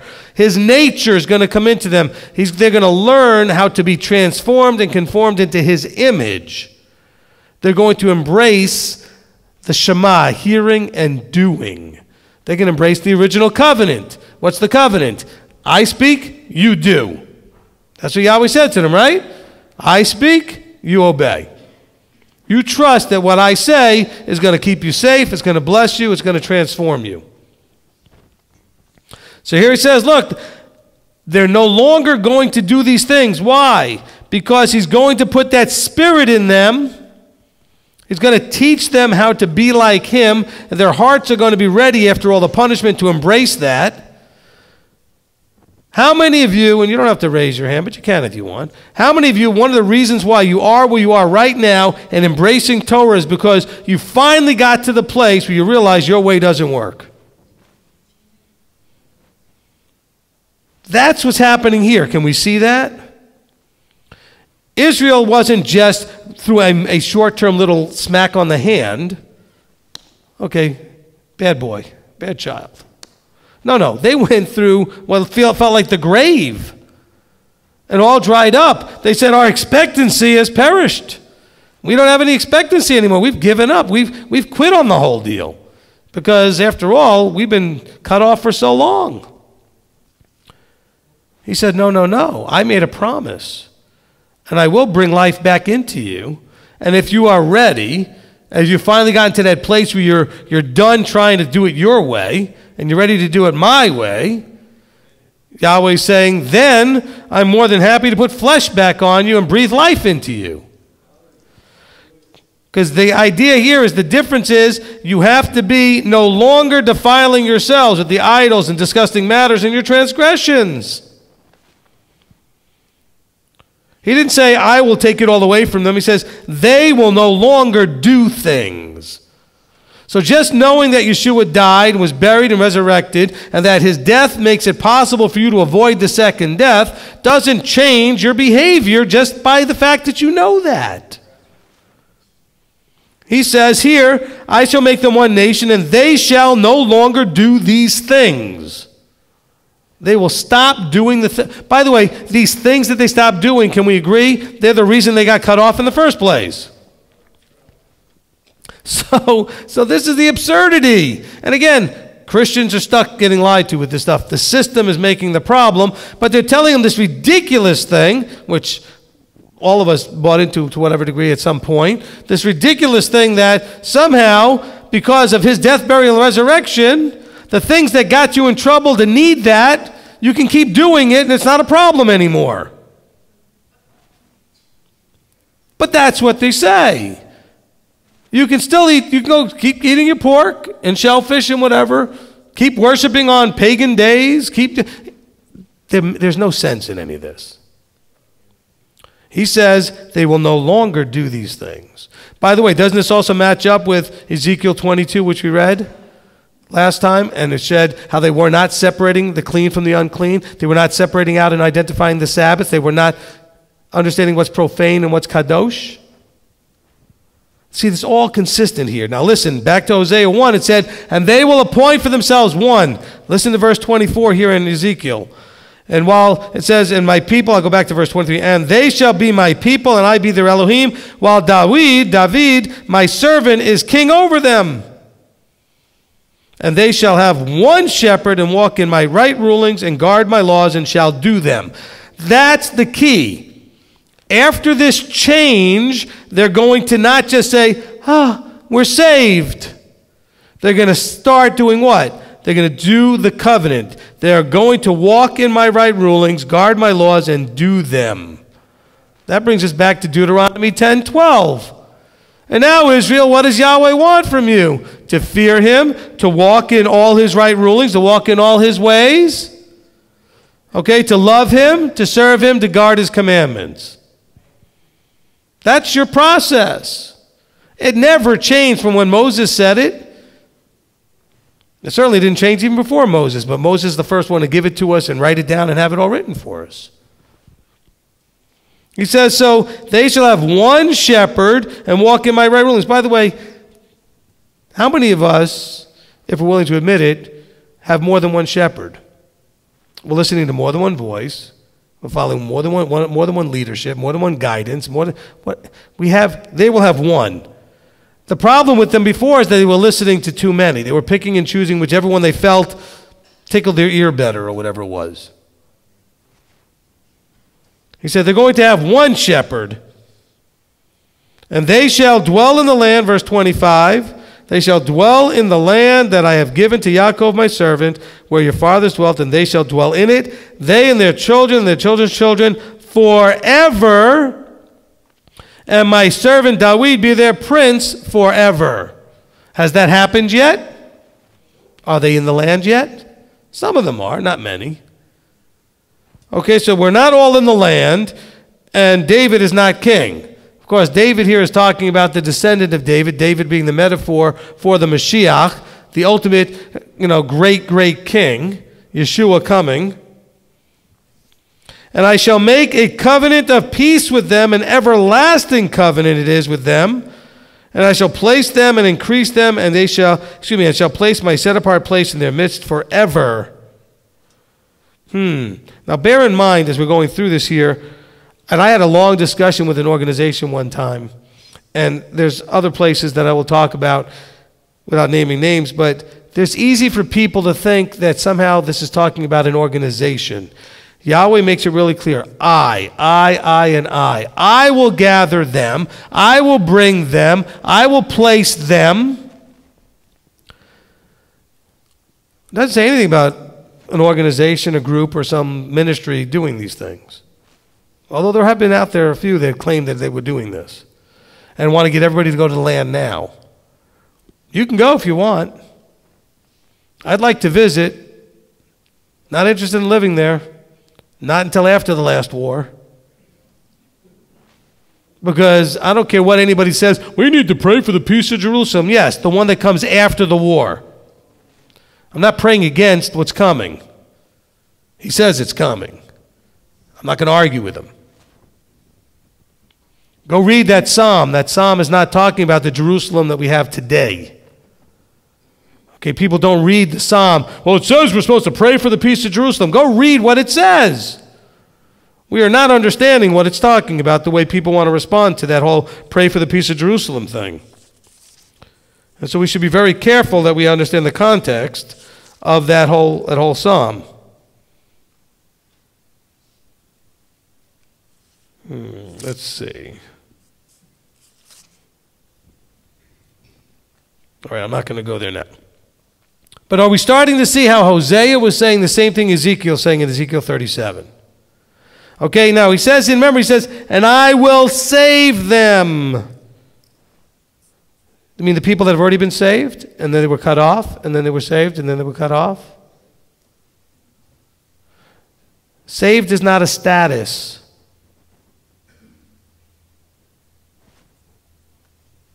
Now, being his people is a status. Guess what? He also took that away from them. He said, then you're no longer my people. Now, of course, the dispensationalists will say, see, Israel blew it. Well, keep reading. Yes, they did. They had a problem. But he never says, I changed my mind then because they blew it, and I'm going to go with this group over here. It's still going to be Israel. And I challenge anybody to find anywhere in Scripture where it says otherwise. It's all about Israel, ever since it was in Israel, all the way to the end of Revelation. And it won't change. You go to the New Jerusalem, you go into are there gates to get into the New Jerusalem? How many? 12. And what are the names on the gates? The 12 tribes. Oh, it's still about Israel? Is there a Gentile gate? No. Christian gate? No. There's the 12 tribes. We have to be careful with that. And so here let's go back. He says, and I shall make a covenant of peace with them, an everlasting covenant, verse 26. And I shall place them and increase them, and shall place my set-apart place in their midst forever.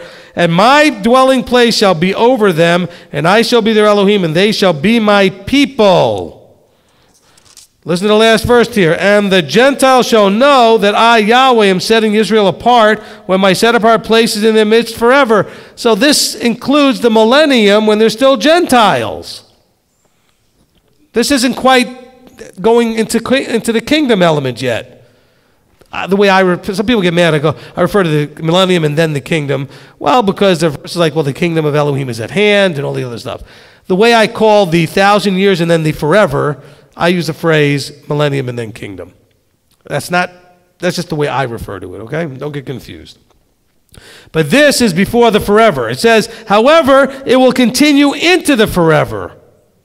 The Gentiles will know when I set my place in their midst forever.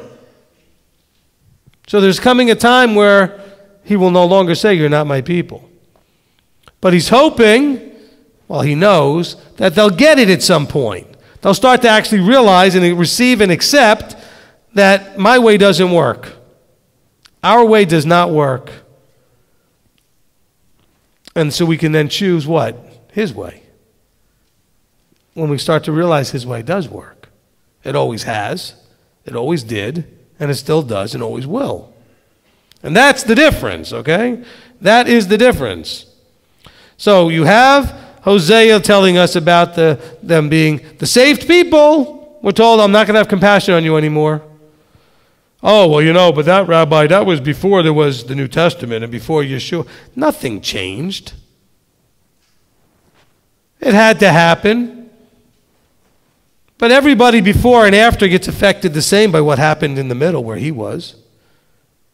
Right now we have almost as much time starting to, the longer we go after, it almost balances out how much time there was before. We have 2,000 years after, we have a few thousand years before. Let's continue now and take this whole thing that we put, and I'll look at Deuteronomy chapter 30. Okay, Deuteronomy chapter 30. I'm going to read pretty much the whole chapter here. So remember, what we're looking at is Yahweh has promised to save Israel in the end. He takes his people, he delivers and saves them. He says, look, but one day you're going to mess this thing up. And in messing it up, I'm going to punish you and scatter you. So hopefully you learn your lesson. And then ultimately I'll bring you back out. And it shall be, verse 1, chapter 30, Deuteronomy. And it shall be when all these words come upon you, the blessing and the curse, which I have set before you, and you shall bring them back to your heart among all the Gentiles where Yahweh your Elohim drives you. He's already telling them, look, they're standing here at the Jordan about to go into the land. They haven't had a chance to mess up yet. And he's saying, look, you guys are going to do well and receive the blessings. You're going to mess up and receive the cursings. It's going to happen. And he says, look, at some point, you're about to cross into the land. He's already telling them they're going to get scattered to all the nations where the Gentiles are. He says, and you shall bring them back to your heart. What? These words you shall bring back to your heart among the Gentiles where Yahweh your Elohim drives you. And then you shall teshuvah, you shall turn back to Yahweh your Elohim and obey his voice, according to all that I command you today, with all your heart and with all your being, you and your children. Then Yahweh your Elohim shall turn back your captivity and shall have compassion on you, and he shall turn back and gather you from all the peoples where Yahweh your Elohim has scattered you. Now let's stop and get to the truth. It's straightforward in that verse we just read, in those 2-3 verses we read. Okay, has this happened yet? No. Okay, he has not gathered us from all the peoples where we were scattered yet, has he? No. So we can't say, well, that was for then, but now it's different, because this still hasn't happened. This event that we're waiting for happens after the death, burial, and resurrection of Yeshua. Can we agree? So what does he say is the process? You shall turn back to Yahweh your Elohim and obey his voice with all your heart, with all your being, with all you and your children. Is that what is being taught today by the once saved, always saved Christian crowd? No. Let's just call it what it is. Can we all agree verse 2 is talking about the Exodus 19 covenant? And you shall go back to obeying his voice. Let's understand where covenant fits into all of this. He says, you are saved now. You are the chosen people. You're going into the land and you're going to mess it up. And when you mess it up, you're going to get punished. And in your punishment, which goes beyond the death, burial, and resurrection of Yeshua, because we're still in it, it says, when you get to that point in your punishment where you wake up, when he calls you, opens your eyes, opens your ears, sparks your heart to seek and ask and knock, he says, when that moment comes, you shall turn back to Yahweh and obey his voice. Now, by the way, the reason that this is going to happen is because you're going to start to realize the different ways in your life that you weren't obeying. Because you were doing it in ignorance, not in rebelliousness, for the most part. You didn't know you needed to keep the law. You were told it was done away with. You were told it was awful, burden, and horrible stuff. I mean, it was like the stuff that, oh, stay away, don't touch. Ew. You know, run away as fast as you can. But instead, he's saying, look, you shall turn back to the original covenant. This is the covenant. He renews that covenant with Israel. You see that in Jeremiah 31:31. I shall renew my covenant. Which is the covenant? The one here of obedience. You're going to turn back. Because after all, this leads us into the forever. You're going to turn back, and he's going to gather you, and you're going to obey his voice. Then, wait a minute. He says then. What does he mean? That means after the other thing. So what comes first? The thing before the then, right? Then. The then comes after turning back to Yahweh, obeying his voice, and keeping his commandments with all your heart and being, you and your children. Then, Yahweh your Elohim shall turn back your captivity. Why are we still in captivity? We haven't done the before the then stuff. The word then can't come until we do the stuff before the word then. We must teshuvah, obey his voice, according to all that Moses commanded. By the way, he makes it really clear you need to do what Moses said, in case anybody wants to put Paul or somebody else in front of all that. Okay? When you start doing what I have commanded you today, with all your heart and being, then Yahweh shall turn back your captivity, and there's that word, and shall have compassion on you. It sounds like he's telling us in advance here what's going to happen with Hosea. They'll be in a place where they weren't having compassion. Now Yahweh's going to have compassion. What brings his compassion? The stuff before the then. We will teshuvah. We will make our return back to the path. We're going to start obeying his voice. He'll have compassion on you, and he shall turn back and gather you from all the peoples where Yahweh your Elohim has scattered you. That's the process. Anything else is a lie. Anything else is a false lie representation of whatever they think truth is. And so, yes, we have prayer and concern for all of our friends, family who are immersed in a system that's lying to them, telling them something is true when it's not. There is no way that this system works from cover to cover outside of the idea of he speaks and his creation obeys. There's no exception from cover to cover. Anybody who says otherwise is a liar. Those who say they love him and keep not his commandments are lying. So you're listening to people who don't keep the commandments. By the way, I don't understand this at all, but some of you, maybe not in this room, maybe not even on the live stream, but some of the people out there that are going to hear my voice, you're still listening to people that are not covenanted. Why? Why do you still, but I like that teacher. I like that teacher? Well, you don't have any idea how important they were to me at a time in my life and blah, blah, blah. I get it. Move on. I'm sorry to be so blunt. But why are you getting instruction from uncovenanted people? Yes, you were in an uncovenanted place yourself, and that person was helpful to you at the time. I get it. But you're not there anymore. Move on and find somebody covenant to learn from. Okay, because I love the way people say this, and this, and they show me it, and it's coming from somebody who's eating pork, keeping Sunday, keeping Christmas, keeping Easter, and you want me to listen and follow this? Why? Why would I have a source be uncovenanted? You can't find a source that is covenanted?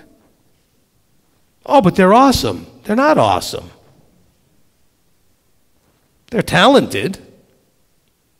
But do not get locked into all of that. Don't be impressed by their charisma and their ability to, reach your heart. And, some people just resonate with you. You know what I'm saying? You like a teacher because the way they word things just really works for you. Well, make sure they're working for him and not just for you. Unbelievable. Okay, so he shall turn back and gather you from all the peoples where Yahweh your Elohim has scattered you. By the way, why do you think he says over and over and over again? We probably need to do a reset on this teaching. Do not do as they do. I'm going to immerse you. Look, Yeshua said the same thing when he said, Father, I do not ask you to take them out of the world, but that they not be of the world. And that you keep them from those that are wicked. I know it says wicked one in most translations, but that's not even in the Greek. Because the wicked can rub off on you. What is the wicked? Those who are breaking the commandments. You want to hang out with them? Guess what you'll end up doing? Breaking the commandments. You kind of are a sum total of who you hang out with, what you read, what you listen to, what you watch, all your inputs. So why would we hang out and spend a lot of time with people that are breaking commandments? Not that they're doing it on purpose. They just don't even think they need to be kept. But you know they need to be kept. Don't let them rub off. Oh, but you're going to convince me that you're going to rub off on them. Okay, how's that working so far? Are you really getting any results with that? Mostly not. Oh, well, you don't understand, Rabbi. I'm going to that Sunday church still because, I share truth with them. Really? If you really were doing it, they'd have thrown you out. And you know it, because some of you tried that and got thrown out. So don't tell me you're there sharing stuff with these people. You must be doing it in really tiny little drips and drabs and very quietly in whispers, because if they knew you were doing it, they'd have thrown you out. So don't tell me that you're having some sort of powerful effect. You're there because that's where all your friends are, that's where your family is, and you don't want to leave. Come out of her, my people. Back to chapter 30. We're still only in verse 3 here. I got to finish this chapter. Okay, verse 4. If any of you are driven out to the farthest parts under the heavens, from there Yahweh your Elohim does gather you, and from there he does take you. So he's saying, don't worry where you may end up. Appleton, Tennessee, wherever. He says he's going to be able to find you. He knows where he sent you. And Yahweh your Elohim shall bring you to the land which your fathers possessed, and you shall possess it. And he shall do good to you and increase you more than your fathers. And Yahweh your Elohim shall circumcise your heart and the heart of your seed to love Yahweh your Elohim with all your heart and with all your being, so that you might live. And realize when he says things like that, it's underlying that in the idiomatic phraseology of it is he will cause you to make choices that will bring this about. In other words, he'll put you in a position where you'll have choices to make which will bring about the circumcision of heart. He's not just going to wave his powerful, almighty hand and just have you be your heart circumcised. We did that with how many parts of What Are You Thinking? It's changing our thoughts and go through the heart of the matter teaching and work on your heart. And you take those two teachings, you understand how you end up with a circumcised heart. You cut off the flesh out of your heart, the desires of the flesh. He says, because without a circumcised heart, you really can't love him with all your heart, with all your being, because you have another part of you pulled emotionally in a different direction. Isn't that true? Your heart, with all that emotion, is what leads to action, right? We talked about thoughts, emotions lead to actions. And so if your heart still is not circumcised, in other words, the flesh is cut off of it, guess what you do sometimes? You have emotions to go do fleshly things. And so that's why your heart needs to be circumcised, so that you're no longer being pulled and desiring to do fleshly things. Oh, but you'd love it if he would just do that for you. Please come and circumcise my heart. Well, he's trying to. He's letting you suffer so that you figure it out and realize that your suffering is because of the fleshly part of your heart. You get the fleshly part of your heart under control and you're not going to suffer. But you want and you desire and you crave things that you shouldn't want, desire, or crave. Guess what it leads to? Suffering. At some point, the light bulb should go on and go, oh, that's why I suffer.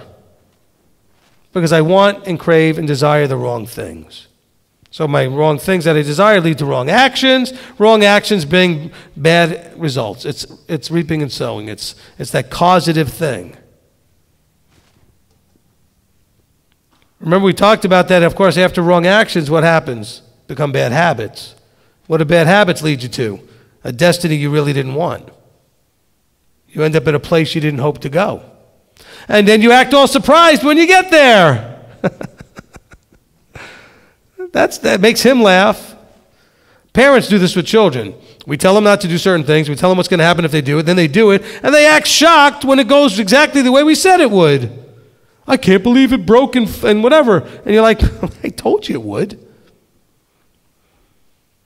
And they sit there shocked. Of course, one day they look at you and go, how did you know? Now we could start working forward. How did you know? Well, partially because I was as dumb as you one day.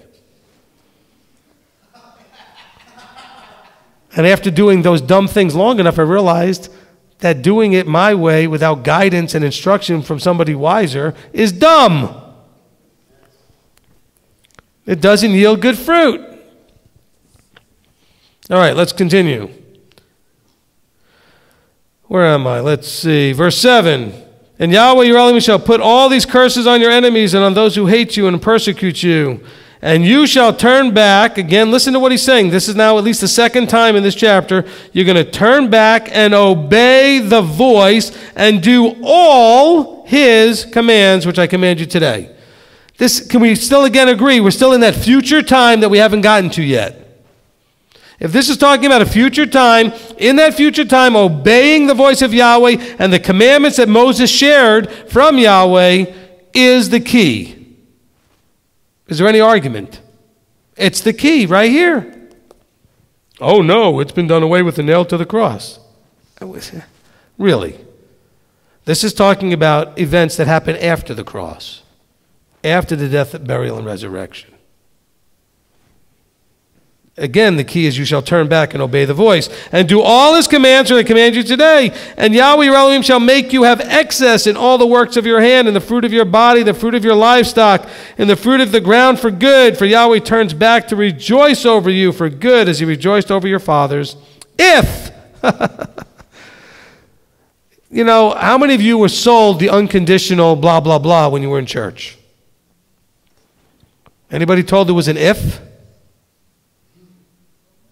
There's a lot of ifs in this book. Matter of fact, everything is based on if. If you agree to obey my voice and do everything I say, then I shall. If then, if then. Here it is again. He says, if you obey the voice of Yahweh your Elohim to guard his commands and his laws, which were written in this book of the Torah, if you turn back to Yahweh your Elohim with all your heart, with all your being, then the excess and everything else in verse 9 will come. If you do these things. Oh no, but I'm once saved, always saved. I don't have to do anything. Really? Doesn't sound that way to me in Moses' writings. And he's talking about a time we still haven't even gotten to yet. Continuing, he says, here's the reality check for everyone. For this command, what command? Everything he just said, which I am commanding you today is not too hard for you. It's not far off. It's not up in the sky or in the heavens to say who's going to go up there and get it for us and bring it to us and cause us to hear it so that we do it. By the way, it still has the idea of going to bring it so that we hear it so that we do it. You know, Paul talks about that, right? How can one know unless someone comes and shares? And how can someone come and share unless they're sent? I don't know the verse quote exactly, but you know what I'm talking about? Well, there it is right here. He's saying, look, you've been covenanted. You were there. You received. You're supposed to share this with your children. You don't need for someone to come. The Gentiles do. When we're starting to regather, they do. That's why Yeshua trained up those to go out and start the process. But you who are here, you have gone through the desert. You have been through this journey. You know what you need to do. You don't have anybody need you to come to cause you to hear it so that you do it. He says, nor is it beyond the sea to say, who shall bring it for us and cause us to hear it so that we do it? For the word is very near you, in your mouth and in your heart to do it. The word's very near you. It's in your mouth. You know it. Now, of course, if you don't know it, then you still need someone to come and bring it to you from wherever. Guess what? Yahweh calls you, pokes you, disturbs your peace, opens your eyes, opens your ears, and then has you start searching for someone who's going to cause you to hear it so that you do it. Not just hear it, but do it. This is Shema. Hear, O Yisrael, Shema Yisrael. Hear and do something with what you just heard. Take action. Respond to what you hear. He says, it's near you. It's in your heart. It's in your mouth. He says, see, I have set before you. He says, I have set before you. It means he's already done it. So that means that whatever he's talking about, he's already said previously. Can we agree? So what I've said previously and setting that before you today, guess what? It's life and good, death and evil. He said, I've explained to you what brings both. What brings life, what brings good things, what brings death, what brings evil things. And that I am commanding you today to love Yahweh your Elohim, to walk in his ways, guard his commands and his laws and his right rulings, and you shall live and increase, and Yahweh your Elohim shall bless you in the land which you go to possess. How does a New Testament Christian, except for the fact that we know there's blindness and delusion and the hardening and all the things that he did to them, so to speak, so I don't blame them. This proves the other stuff true, that they can't see, okay? Make sure, you know, I get so attacked for this. I am not attacking them. But if there was not a blindness, in other words, if he has not allowed them not to be able to see or hear or receive, how could they read this, because this proves the other part true, and come up with somehow, after reading all of Deuteronomy and everything previous to this, that somehow all of this is no good and done away with? They can't, except that they've inherited lies, they've been given a strong delusion, and it requires him, our Creator, to personally take away the scales, unclog the ears, and open the heart, proving the word true. Which, by the way, proves the New Testament true, because the Old Testament doesn't say any of that.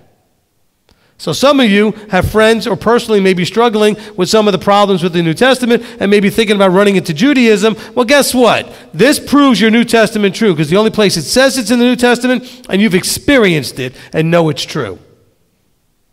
Think about that proof. There is no explanation why totally reasonable, semi-intelligent, or very intelligent people that you know come up to the ridiculous conclusions they come up with unless that was true. And you will sit there and show them this stuff.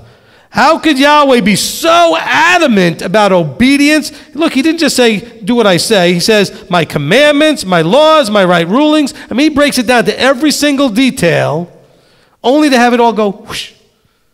Okay, you didn't really need all that stuff. It wasn't really important.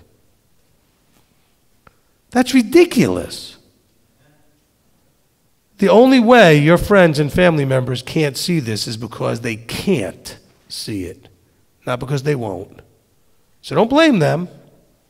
But let that be a strong and powerful proof that legitimizes your New Testament. Because it's in there that we're told that truth. We're told that they can't see unless he opens the eyes. We're told that they can't hear unless he opens the ears. Now, there are some quotes from the Old Testament about that, but we have that played out beautifully in the New. No one can come to see this unless the Father draws. If he hasn't drawn, it's going to look like nonsense to them. This is all clearly laid out in the New, not in the Old.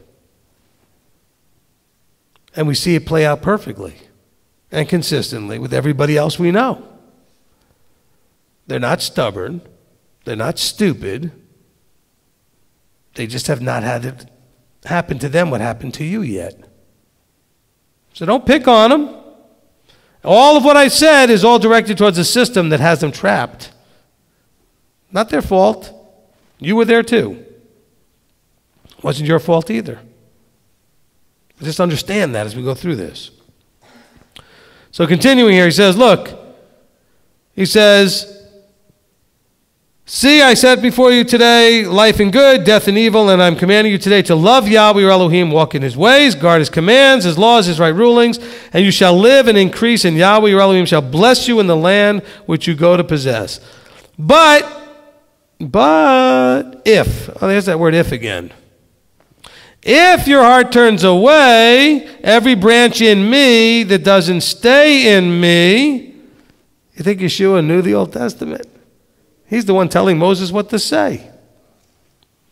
Every branch in me, if your heart turns away, these certainly sound like saved people to me, and you do not obey and shall be drawn away, these are backsliders, as the Baptist guy told me, right? And you do not obey, and you shall be drawn away, and you shall bow down to other mighty ones and serve them. Listen now, I have declared that you're once saved, always saved. Don't worry about it, you still get in. That's what he told me. I asked him, I said, if the backslider dies in his backsliding, does he still get in? He said, of course he does. Moses doesn't think so. He says, this is actually Yahweh speaking through Moses. He says, if your heart turns away and you do not obey and are drawn away and shall bow down to other mighty ones and serve them, I have declared to you today that you shall certainly perish. By the way, he doesn't say you'll be tortured forever in a burning hell. He says you will perish. Matches John 15, by the way, when he says they're going to be gathered up, thrown in the fire, and they're just burned up. You will perish, and you shall not prolong your days in the land which you are passing over the Jordan to enter and possess. I have called the heavens and earth as witnesses today against you. The law, they want to attack the law because the law is a witness against you. It's not like it's against you. It's a witness that says, if you do this, this is going to happen, and if you do this, that's going to happen. And so you can't say you didn't know. That's what it means as a witness. He says, I call the heavens and earth as witnesses. As long as they're still there, this is still valid. I looked up, the sun's still there, the heavens are still there, the earth is still there. The heavens and the earth are witnesses. I have set before, by the way, it doesn't matter if it's round or flat, it's still a witness. Just a little jab there. And I don't care what shape it is, I care that it's a witness. I have called the heavens and earth as witnesses today against you. I have set before you, listen, I have set before you life and death, blessing and the curse. And now he's going to encourage them. Therefore, choose life so that you live, both you and your... He's begging them. He's begging them. Choose life so that you live, both you and your seed. He says to love Yahweh your Elohim, to obey his voice, and to cling to him. There's a teaching in that called cling, cleave, hold fast. We're clinging to all the wrong things. Cling to him, for he is your life and the length of your days, to dwell in the land which Yahweh swore to your fathers, to Abraham, Isaac, and Jacob, to give to them. So what is he saying to us here? Let's wrap this up. And actually, we didn't get a whole lot done there, do we? Just a little section on the top. I guess there's going to be a part 5. Okay. Or 6 or 7 or whatever. In today, we're looking at what Yahweh had said to them. He's saying, look, this people that this is going back to part 3, going into part 4. There is a people that are saved out of Egypt, the people that I've saved and to bring unto myself, that are covenanted with me, that they are not going to always be saved because they're going to make bad choices. And so I will cut them off and call them not my people. However, there is a path to the promise made to Abraham, Isaac, and Jacob. In other words, there will be those that will eventually get to receive you are my people. You are the children of the living Elohim.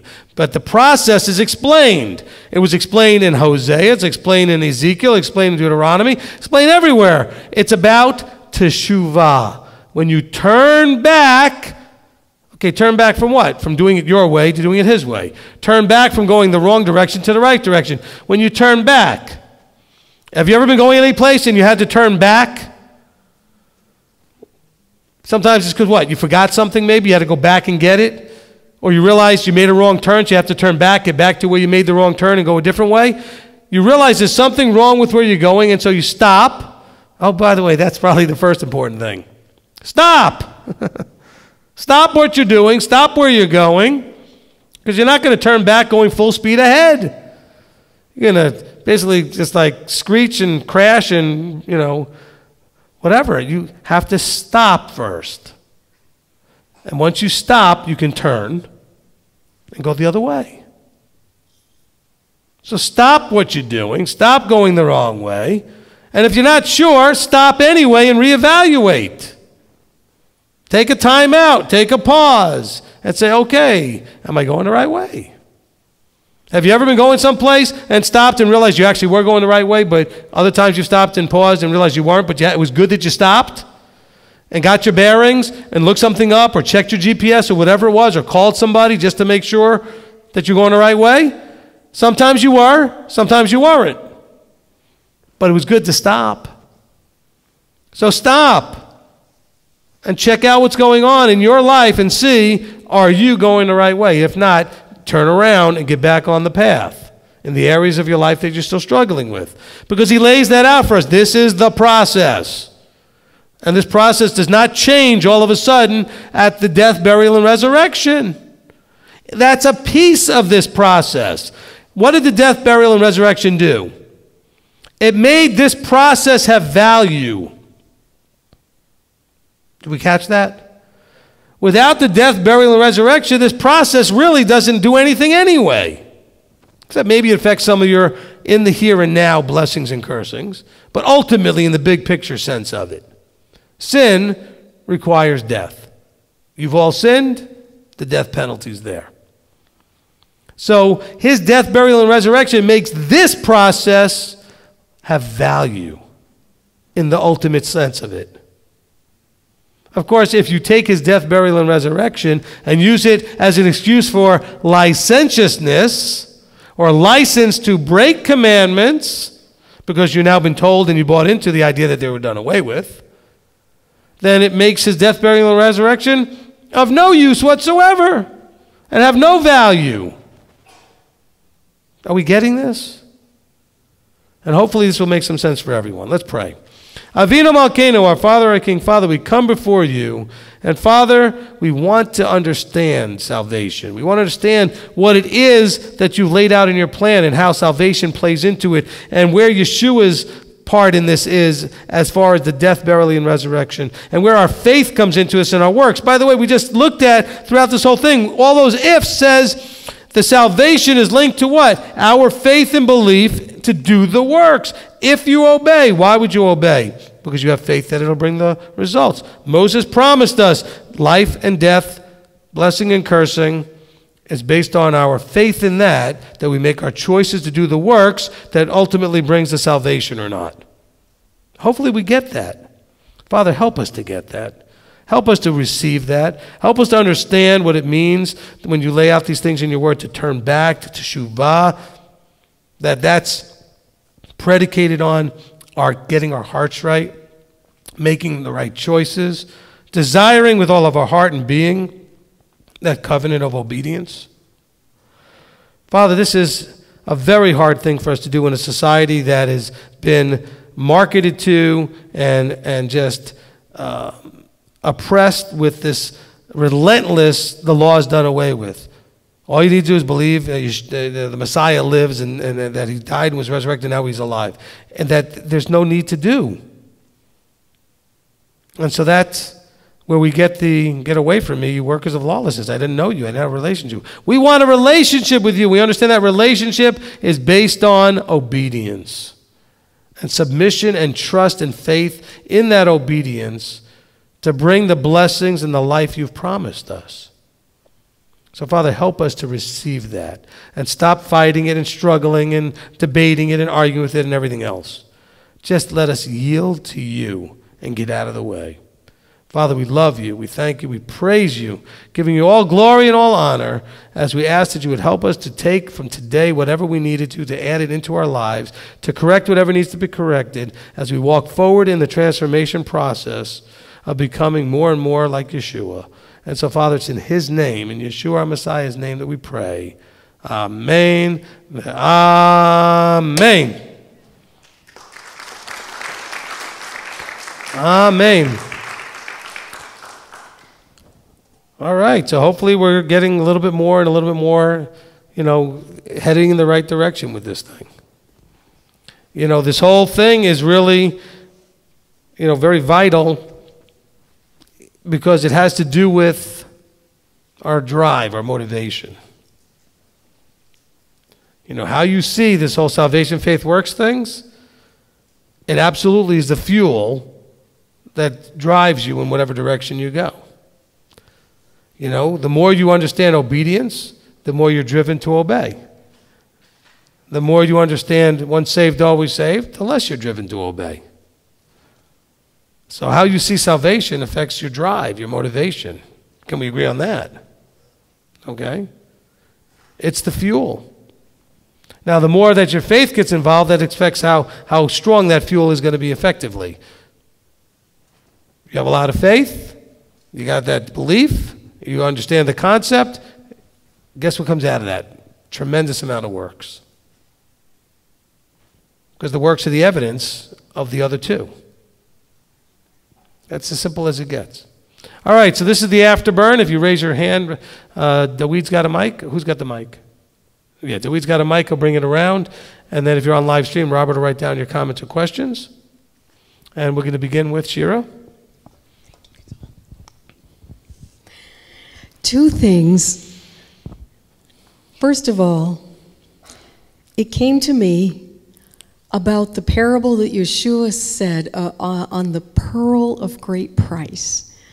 And if I recall, I can't remember the reference somewhere in Matthew, but it was one of those parables where the merchant or the man found a treasure in a field. That might be a different parable, but he found a treasure in the field, so he went and he bought the whole field so he could have the treasure. And I thought, wow, that's really coming home to me at last, what Yeshua was really trying to say about his offering of his life as the gift, his life and death and resurrection, bought the field. But there's a treasure in that field. Those are the ones who will actually hear and obey. Those are the first fruits. Is that a good application? Yeah. Okay, and then there was also another one about a pearl of great price, the same idea. Yeah, what wouldn't you sell everything for it? Everything to buy the pearl of great price. And that could go both ways, couldn't it? I mean, we're called to sell everything to make him our pearl of great price. So, well, and he sees us as a pearl of great price because he was willing to give everything for us. Yes. And so you have it both ways. But the point is, we are very accepting of the fact that he gave himself and everything for us. We struggle with us giving everything for him. Amen. Amen. What does that tell us about our relationship with him? It's kind of one-sided. Doesn't have to be, though. Moses is begging us through his writings, through Yahweh's writing through Moses, to do this with all your heart and being. Thank you. The other thing that is really coming home to me is, and you've said many times from the one angle, that we are, if we continue in disobedience, we perish, we're destroyed, we're annihilated. I think you taught this a while back, but I'm trying to remember. But the other side of that coin is, I can say, and have said yes to your teaching on that for years now, but a layer of Christian stuff in me has had to take longer to get over this idea that I was born an immortal being, and that whole, I just want to bring that out, that whole realization, I'm going to live forever, I'm not going to live forever. Unless. Right, and unless, but Right. But I wasn't born with that privilege. Adam and Eve were not, am I correct? They were not created immortal beings. And so, because... Well, there's a debatable question about whether or not they were actually started off where they had the forever, but then death became a part of them once they sinned. Okay, well, I guess what I'm thinking of is the, Yahweh put a guard and kicked him out of the garden and put the flaming sword so that they wouldn't go back and eat of the tree of life and then live forever in their fallen state. So that causes me to lean toward maybe they weren't. But I'm just saying it's one of those debatable things, because obviously there's also the question of when it says that he put skins on them. I mean, they may not have been flesh beings as we picture them quite until the sin started in there. And then he encased them in the skin and gave them that death would now be a part of their existence. So they may have started off with that potentiality. Not that they were immortal, but they could have just continued to exist without having the normal things we have as flesh. So they weren't starting off as immortal beings, but they could have also not had to die. They could have been in a place where they could have been ultimately sustained forever.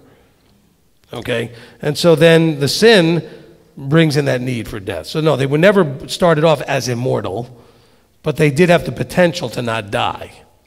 Right. If that makes any sense. Yeah. Okay, so it's not contradictory at all. Right. I agree. Okay. But that, I would like to know if you have any idea where this doctrine started, that man is immortal. Was that paganism in Greek, or? I'm not sure. I'm not sure where it started, but I mean, look, a lot of the things that man has believed that are wrong is because it makes us have comfort. It takes away our fears. Okay? It's very comforting to think once saved is always saved.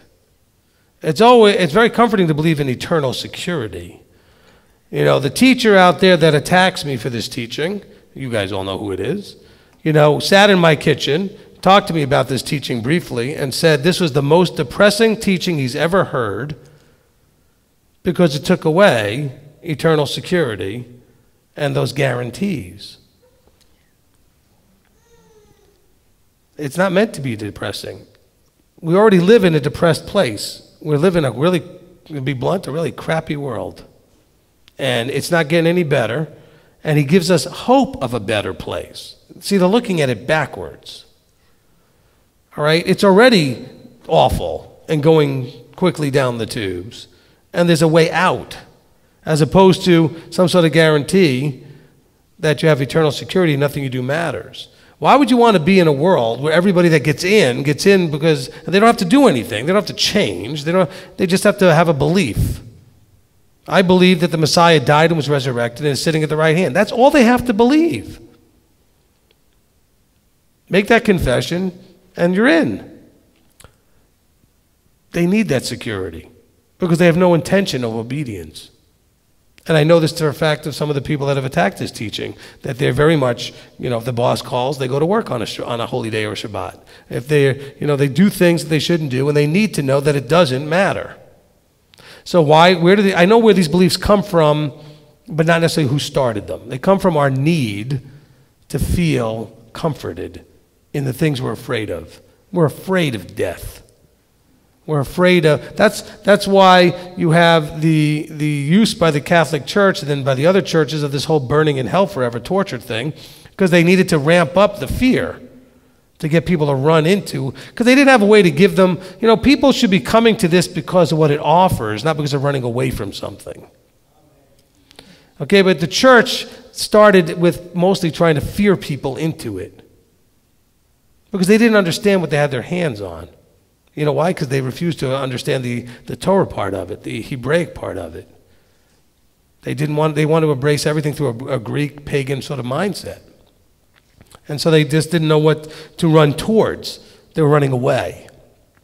Now, people weren't coming in fast enough, so they gave them an uglier, bigger, meaner dog barking at them called Burning Forever in Hell, which, thanks to Dante's book, it gave them a little weapon to use. And his book is not apocryphal, and it's not anywhere in any Bible. It was just a novel. But boy, did they embrace that book. Okay, so we these things come out of, they give us comfort to believe them.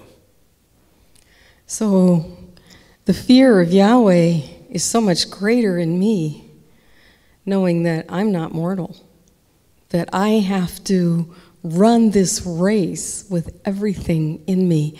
And I find that, I'm not pointing fingers at anybody, but I find that there are quite a few that I bump up against in this so-called Messianic movement that still have that Christian mindset kind of. They don't confess it, but they're kind of like me, just kind of, well, but he wouldn't really do that, anyway. Look, the reason, let's go back to what I said earlier in the teaching, okay? The disempowering effect of once saved, always saved. People are sloppy in their Torah observance because they really don't think it matters. Let's just be blunt. If you really thought it mattered, you wouldn't be so sloppy. But when it comes down to it, you really don't think it matters. You think that you'll get a pass or that he'll let something slide or he really didn't mean what he said. This goes back to the garden. Did Yahweh really mean what he said? And so you justify and excuse doing what you want because you really don't have that fear. And so, because you still think you're in anyway. And, I was attacked for people being told, well, then you never know if you're in. No, if you're doing everything with all your heart, if you're doing Deuteronomy 8:2, you're doing it with all your heart and being, you're showing and demonstrating that it's in your heart to do it, even though you mess up from time to time, I don't think you should have any doubt that you're in. But you know how much you're passing that Deuteronomy 8:2 test or not. You know how much you want to keep and you struggle against when you don't keep. How much does it bother you when you don't keep? How much do you lie, justify, rational lie to yourself, whatever it is, when you don't keep? How much does it bother you or not bother you when you don't keep? Don't obey. Don't do what he says. That's why I think the Deuteronomy 8:2 test is so pivotal and so core to everything. It's right there. It's at the one little verse. But if you are passing that test, and you know if you are or not, you know where your heart's at. You know what's driving you. Then you should have every assurance that you're going to make it. Because remember, there's no understanding anywhere and expectation in Deuteronomy 8:2 that you're going to actually keep everything perfectly. The expectation is that you're going to want to. And that it's going to bother you when you don't. And if you don't and it doesn't bother you, that's the problem. That may be an issue for you ultimately. And that's why it's so important that Yeshua, and again, these are verses you don't find in the Old, when Yeshua says, hey, when you make these choices about me, it may turn mother against daughter, sister against brother, father against son, whatever. You're going to have problems. And then it happens exactly like he said. Again, more proof your New Testament's true, because that's not said anywhere else. But as we're looking at these things, are those people eventually going to wear you down and get you to compromise? Because of how strong you care about them. All of you out there listening, how many of you are still listening to teachers you should not be listening to? Scripture says, if they name dates and the dates didn't come through, cut them off. But I can name the people you're still listening to. Oh, but you don't understand. I do understand. You don't understand. Oh, you're attacking other ministries. No, I'm not. You should be using better discernment. Scripture makes it clear. Some of you are still listening to mainstream Christian teachers. Why? Some of you are getting all of your sourcing out of Orthodox Jewish teachers. Why? We have a covenanting and a Messiah. Can't you find somebody teaching both? Is that asking too much? It seems to me that would make the most sense. But yet, think about what happens. Those who are focused on the Jewish side, guess where they end up? In Judaism. They quit and move over into that direction. Those who focus on the Christian side, guess where they end up? Breaking the commandments. Finding something that's basically Christianity with a talit. Metaphorically. Okay?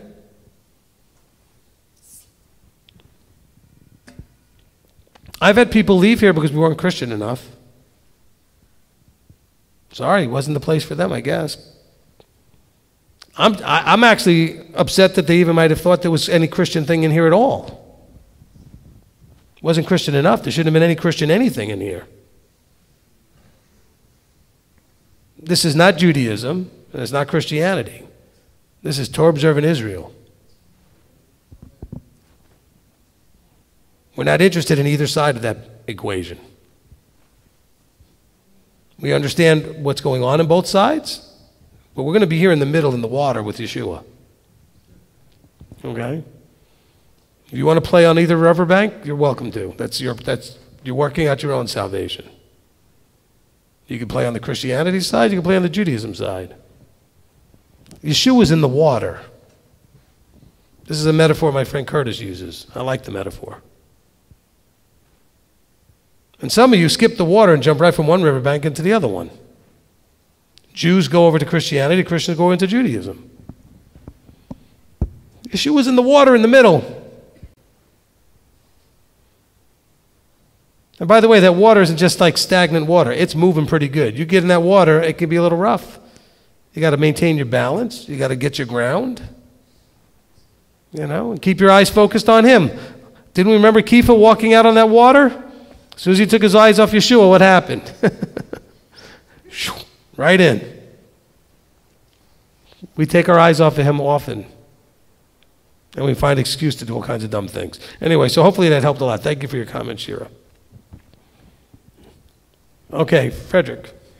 Just as a comment, that immortality of the soul is a crystallized an echo of what something said in the beginning of Genesis, and the Nahash said, "You shall certainly not die."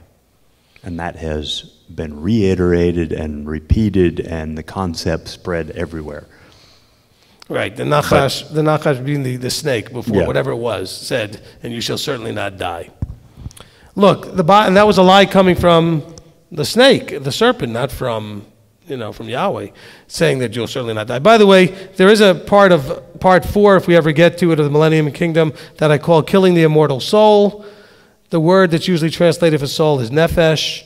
And we have, in one of the prophets, the verse that says, "And the nephesh that sins shall die." Okay? And so we have to be careful with this whole immortal soul thing. All right? But, hey, it's very comforting to think of it that way, doesn't it? Of course, we have to decide what this idea of soul is. The word in the Hebrew says, by the way, that the fish, the birds, the bugs, they're all nephesh. It simply means living creature, or a creature that has life in it. Okay? Now, the neshama of life that came from Yahweh, that's a whole different thing. And we'll talk about that, hopefully in that part 4 someday. Maybe this year at Sukkot we'll get to it. All right, who else? Okay, Sarah Beth? I had a couple questions which may not be relevant, but... Hold on one second. Gadol children, you can come sit. All right, go ahead. I just wanted to comment for what it's worth. When I was under the teaching or listening to the concept of the saved, that teaching was the scariest place to be. having something that I know I'm supposed to do and something that he expects of me is far more comforting than the idea of saved ever was. Just my 2 cents. Anyway, in Ezekiel 37, the first thing that he says, this is just how my brain heard it in verse 4, the end of 4. It says, hear the word of Yahweh. I guess in the past I'd always read that as just a command, hey, get your attention, you're about to hear something. But when you were reading it today, I heard, hearing, Shema, do, hear the word of Yahweh, hear and do, that being the first step of all that comes next. Mm-hmm. Is that a correct way of looking at that? Absolutely. Okay. 100% correct. And then in Hosea, verse 11, it goes through all that you talked about, and then ending with, and shall come up out of the earth. Would that be another tidbit going back to the grave? Well, it can be. I mean, he uses a lot of metaphors to show us, dead, buried. Look, Paul uses the same metaphor in Ephesians. He said you were dead in your trespasses. Okay? That again goes right back to the same idea of the dry bones. It goes back to the same idea of not my people, not compassion. You were dead in your trespasses. I mean, if we actually let the book speak for itself, we'll see the themes and the message is consistent all the way through, including everybody's hero Paul says exactly the same stuff if you actually understand what he's saying. I don't think I have any problem at all with what he said if you could just understand what he's saying. But you can't understand what he's saying. Look, he's speaking to people that are somewhat ignorant farmers, but he's still speaking from a background of high-end yeshiva training. So he expects that you know the Tanakh like you know the back of your hand. Inside out, front and back, upside down, and everything else. And so he's quoting from it all the time. He's alluding to it all the time. And if you don't know what he's alluding to, you're not going to understand what he's talking about at all. But I mean, if he, being a student of Gamaliel, this is super high-end stuff. He was a disciple. He was picked and chosen to be in a role that required an immense amount of performance out of him in terms of being a student. Gamaliel expected his students to be able to have all of this stuff memorized and to know it inside out. And so we have all this stuff going on. So when Paul talks about things, if we're not up to the level of speed of where he is, we don't always understand what he's talking about. Now, his own students, his own people in the groups that he was dealing with understood because he had shared that stuff with them. So they would know what he was talking about. Not that he shared everything he knew with them, but whatever he was talking about, I'm sure they understood exactly what he meant. So he was communicating with his particular congregations. Okay, where's the mic? Robert? Are you? Okay, Daweed? Getting into the part where he says, and you shall return unto Adonai Elohecha, and you shall obey his voice according to all that I command you today, you and your children. And I was wondering, it's talking about a time when this is a precursor to us going back to the land. This is a prerequisite for us going back to the land. How much of a prerequisite is it for us as a body to fathers and mothers to bring up their children in the nurture and admonition of Adonai to the point that that the legacy, you know what I mean? How right. much? And I'm also referring back to Genesis 18 when it says that, I can look it up real quick.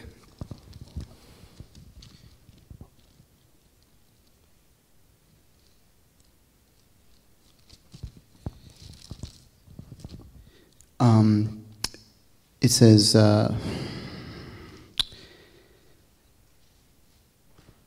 okay, and Adonai said, shall I hide from Abraham that thing which I do, seeing that Abraham shall surely become a great and mighty nation, and all the nations of the earth shall be blessed in him.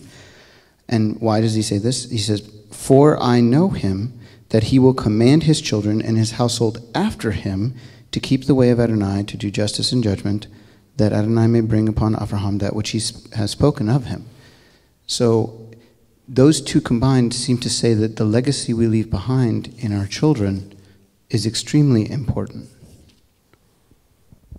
Absolutely. Look, I think what we might see in this, and I think it might make a difference for all of you, is that if you look at the history that you see with Israel and with Judah, one of the things that you see in that history is you had a good generation, then a bad generation, then a good one, then a bad one. I think Abba's looking to see us have more than one generation in a row starting to go in the right direction.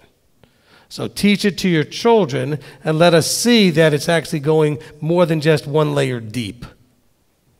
Because remember, it's almost like it was every other king. Good king, bad king, good king. It was amazing. It was like, you know. And you see in Judges where it says, and as soon as the good king died, they were worse than they were before. And then they had to bring out another one. So he's saying, look, I want to see you guys doing it, and I want to see the next generation doing it, and then I want to see it being passed down, duplicated, and trained. Where's the mic? Okay, Kara, go ahead.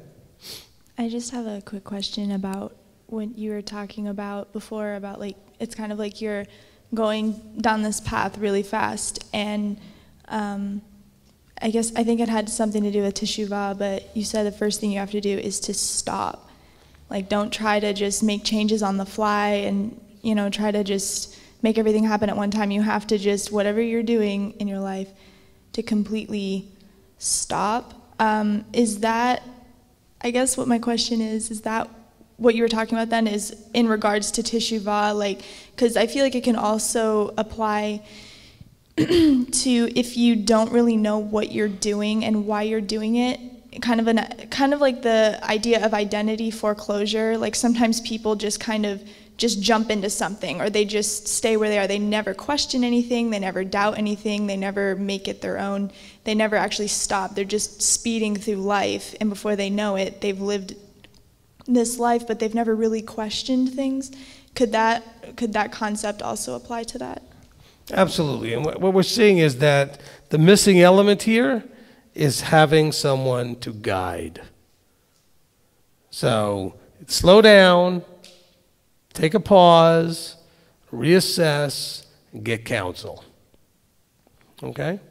By the way, isn't that what we talked about in the Up to the Challenge thing over at Passover, right? You know, you're doing what you're doing. Well, first of all, you get counsel. You take some actions, you assess where you are, you get more counsel. Remember we talked about that step process? Well, guess what? So at some point you got to stop and realize you even need counsel. There's got to be that pause. But yes, a lot of people make the mistake of just going full speed this way and then full speed that way and then full speed this way, and they're overshooting the mark all the time. So excellent point. Thank you for sharing that. Okay, where's the mic? Okay, Robert? Early types, to be clear, Deuteronomy 30 verse 9 means we have to wait for those blessings down the road in the millennium or kingdom. Say it one more time. In Deuteronomy 30 verse 9 means that we have to wait for those blessings down the road in the millennium or kingdom. No, I mean, look, he's talking about this when the nation, look, this is something that didn't just happen only ultimately. It happened also for a period of time once they went in the land. When they were a cohesive nation in submission to Yahweh, they had excess in their body. All the stuff that Deuteronomy 28, the first half, talked about. And this is just Moses reiterating it in one little verse here in verse 9. He says, and Yahweh shall make you have excess in the work of your hand, the fruit of your body, and all this stuff. Look, when you're in this place of obedience, this is the result. However, it's not promised to us in our scattered place. It's only promised to us as a nation or a gathered place. Excuse me. So hopefully that's part of what Earl's asking.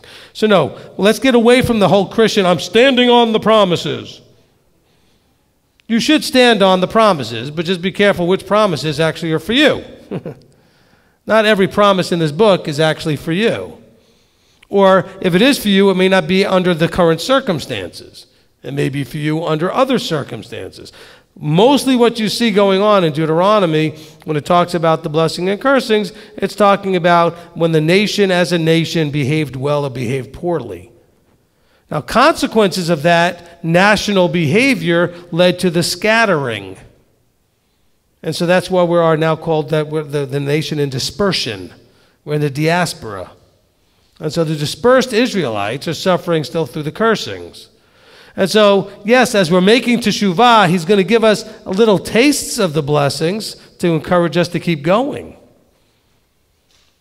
It'd be like having a child, and you punish that child, and then the child starts doing things right, and you never give them anything to give them a little sense that they're going in the right direction, to encourage them, even though you're not able to give them at that point the ultimate fulfillment, because there's a process going on. But you do give them some little things to say, because you're making good progress, I'll do this for you. Because you're making progress, I'll give you this. So Yahweh does give us some things to encourage us through the process. And so, but you can't stand on saying, well, now that I've been keeping Torah, how come I don't have excess and all these things and everything else? But he never promised that. These are national promises, not individual promises. Okay, as a nation, he's talking about the nation. As a nation, when you don't do things, you're going to be scattered. When you do things, he's going to regather you. He's not going to regather 5 people who are getting it. He's going to gather the nation when the nation gets it. Whatever that number looks like. Okay, thank you, Earl, for the question. Good question. What else? From David Botwick Rice. He has a comment also on Deuteronomy 30, verses 11 to 13. It is directly quoted in Romans 10:6 that shows us that Yeshua is, in fact, the Torah and the commandment giver. Say it again. Deuteronomy what with Romans 10:6? Deuteronomy 30:10 to 13 and Romans 10:6. Right. Okay, because that was when Paul says about Yeshua, comparing him to the Torah being brought down. Yep. Okay, so I didn't even have to look that up. I knew what you're talking about. Okay, good. Okay. Because in Romans, Paul's quoting Deuteronomy, but he makes a slight change when he mentions Yeshua, basically in that same sort of context. When he says, do not say in your heart, who shall ascend into the heavens, that is to bring Messiah down, or who shall descend into the abyss, that is to bring Messiah up. Which is not exactly what Moses says in Deuteronomy. But when you talk about it from the idea of Torah, it matches perfectly. So yes, I absolutely agree with that 100%. All right, from Yanni, she said, Ezekiel 37, burial sites, is this us assimilated in the world and serving their gods, and we are dead, is not keeping Torah and not called by Abba? We were once bones, now we live. My first time in understanding about the bones in Ezekiel, want to be sure before I write it in my scriptures. And along with that same thing while we're talking about that is Helen Sue Smith said she was always taught that the word translated graves or burial sites is a literal grave. But what is the Hebrew word? It's a bakar. Would be the root. Kaver, but it's all bechar. Yeah, so it's. I know kivrot techem is the word that was there. I know that, but if you look at the root, it goes back to kaver or also bechar. So it comes to, so sepulcher, tomb. Okay, don't mind that we and I were just doing a little Hebrew arguing here, but it's okay. We're on the same page. But the point is, okay, what you're saying, Yanni, is this. Let's read Ephesians, and you'll see how Ephesians 2 is saying the same thing. He said, you were dead in your trespasses and sins, because you once walked according to the course of the world, etc., as sons of disobedience. Okay? Then he says in verse 4, but Elohim was rich in compassion, rachem, mercy. Remember he said, lo ruchama, there would be no mercy, no compassion. So he says, but now, because of Elohim's compassion, because of his great love, which he loved us, even when we were dead, the dry bones scattered in the valley, in our trespasses, he made us alive together with Messiah. Okay? So Paul is alluding to all of that whole Ezekiel 37 stuff in Ephesians 2. I mean, that really matches up beautifully as well. Okay, which is why I alluded to it more than once, okay? All right, is that it from you, Robert? Okay, so let's go ahead and get the children and bring them in. Now, I want to read to you guys real quickly from Psalm 122, so that I mentioned something earlier. It's very short. It says, I was glad when they said to me, let us go into the house of Yahweh. I was glad when they said to me. Remember that song? Okay. All right. Our feet have been standing within your gates, O Jerusalem. Jerusalem is built as a city that is bound together, where the tribes have come up, the tribes of Yahweh, witness to Israel, to give thanks to the name of Yahweh. For there the thrones of right ruling were set, the thrones of the house of David. Are we there? Is this happening? Is this happening in Jerusalem today? Is this a Jerusalem of 1948? Because then he says, in that context, pray for the peace of Jerusalem. Let those who love you be at rest. Peace be within your walls. Rest in your citadels. For the sake of my brothers and companions, I say, peace be within you. See, this is praying for something that is not there. Okay? This is not a city that's bound together. This is a city that's ready to implode and explode. I mean, Jerusalem is not a united city. It is a divided city where the tribes have come up, the tribes of Yah, witness to Israel, to give thanks. That has begun to happen. Israel is filled with at least Judah and some of the scattered Israelites, but this is not. So when people ask this, they misunderstand the verse because they're praying actually against the prophecy. The prophecy is that the ground zero of the worst war of all time is going to be Jerusalem. And so when things are happening in the Middle East that are bad, they want to cite this verse. No, just let's pray for the people there, because we should pray for anybody that's in a disaster, just like we pray for those in South Africa and those in other countries where there are problems. But don't quote me Psalm 122 and think that, because people say, well, you know, we need to pray for Jerusalem. Well, first of all, that's not a Torah instruction. But we're praying that this thing come, which is what's coming. But we're not going to see it till there's a throne sat on by Yeshua in Jerusalem. Can we understand that? So we're praying for that, because there will be no peace there until he comes and sits there. So praying for a peace that will not come is just waste of time, foolishness. Let's pray that it will be minimal in its damage on those that are innocent. Which is why I do not encourage anybody to move there. I don't get that. I get there's a pulling of your heart, etc. But what's going to happen, and what he said is going to happen, I don't know about you, but I believe it's going to happen. And if you think we're close to the end times, it's going to happen soon. Soon in our lifetime, as the Jews would say. So, if that's the case, why do you want to go there? I'm happy to go there when we're caught up on his way, changed from flesh to incorruptible. Then I'm happy to go there. I won't resist at all. Okay? No fight, no struggle. I will be very happy to go right to that war with him. Let's go. Okay? But in the meantime, let's understand the verse. But again, you have been told over and over again something, but how many of you actually looked up that verse? Most people never did. They don't know what, they just say, well, it says we need to pray for Jerusalem. And all of you think you've heard that somewhere, so you agree. How about reading what it says? So that you know what that's referring to. It absolutely wants us to pray for something that is to come. Hopefully that makes sense. Okay? Because people get all mad at me saying I'm anti-Israel, I'm anti-this and that. No. I know what Yahweh says is going to happen. And there's nowhere, by the way, in this book that says there's any way to avoid that. It's going to happen. Anybody want to argue with him? I don't. There's foolishness. All right. We're going to go ahead. We need a mic for you, Marty, because you're going to close us in prayer. All the children are here. Good. Excellent. If you'll all rise. It's not unleavened bread anymore, so we can now rise. Although I didn't catch myself at all during unleavened bread if I told everybody to rise. I don't know. I think of it before and then after, but during Unleavened Bread, I never thought of it once. So. I'm going to get the boom button ready when you do those. Those are funny, yeah, boom, boom. Okay. Marty's going to go ahead and close us in prayer. Father, you are the one and only true and living Elohim. Above you there is no other. Beside you we have no other Savior than that you have chosen, your Messiah, Yeshua. There has not been before you, nor shall there be after you. You have created all there is, all there will ever be.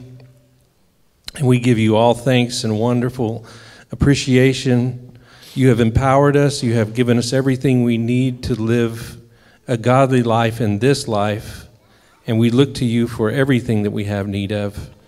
And as we leave here today, we go out this week to live, to set your name apart among all those in the world that are observing us, taking notice of how we live our lives. We love you with all of our heart, with all of our mind, with all of our strength. And as we have the food that we're going to eat, we thank you for providing that for us. You give us all things, Father. We thank you for your provision, for your protection, and your direction in our lives. In the name of Yeshua, amen. Amen, amen. There's a few amens back there from the little ones. Thank you, Amara. Good amen. Amen. I wish all of you guys could have heard that. That was great. Okay, so with that, all those of you that would like to wave Shabbat Shalom can come on up. I love that my firstborn gets up here right away first. Okay, I'm missing a daughter. She's coming. Oh, you got Hazel, that's why. She doesn't?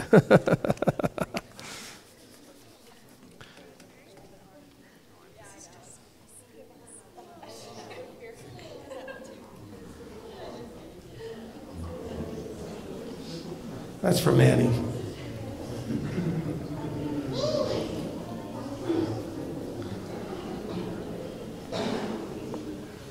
All right, we ready? Marty, we're good? Yeah. All right, here comes Rabbi Tom in the front. All right, here we go on 3. 1, 2, 3. Shabbat Shalom! Shavua Tov! All right, we love you.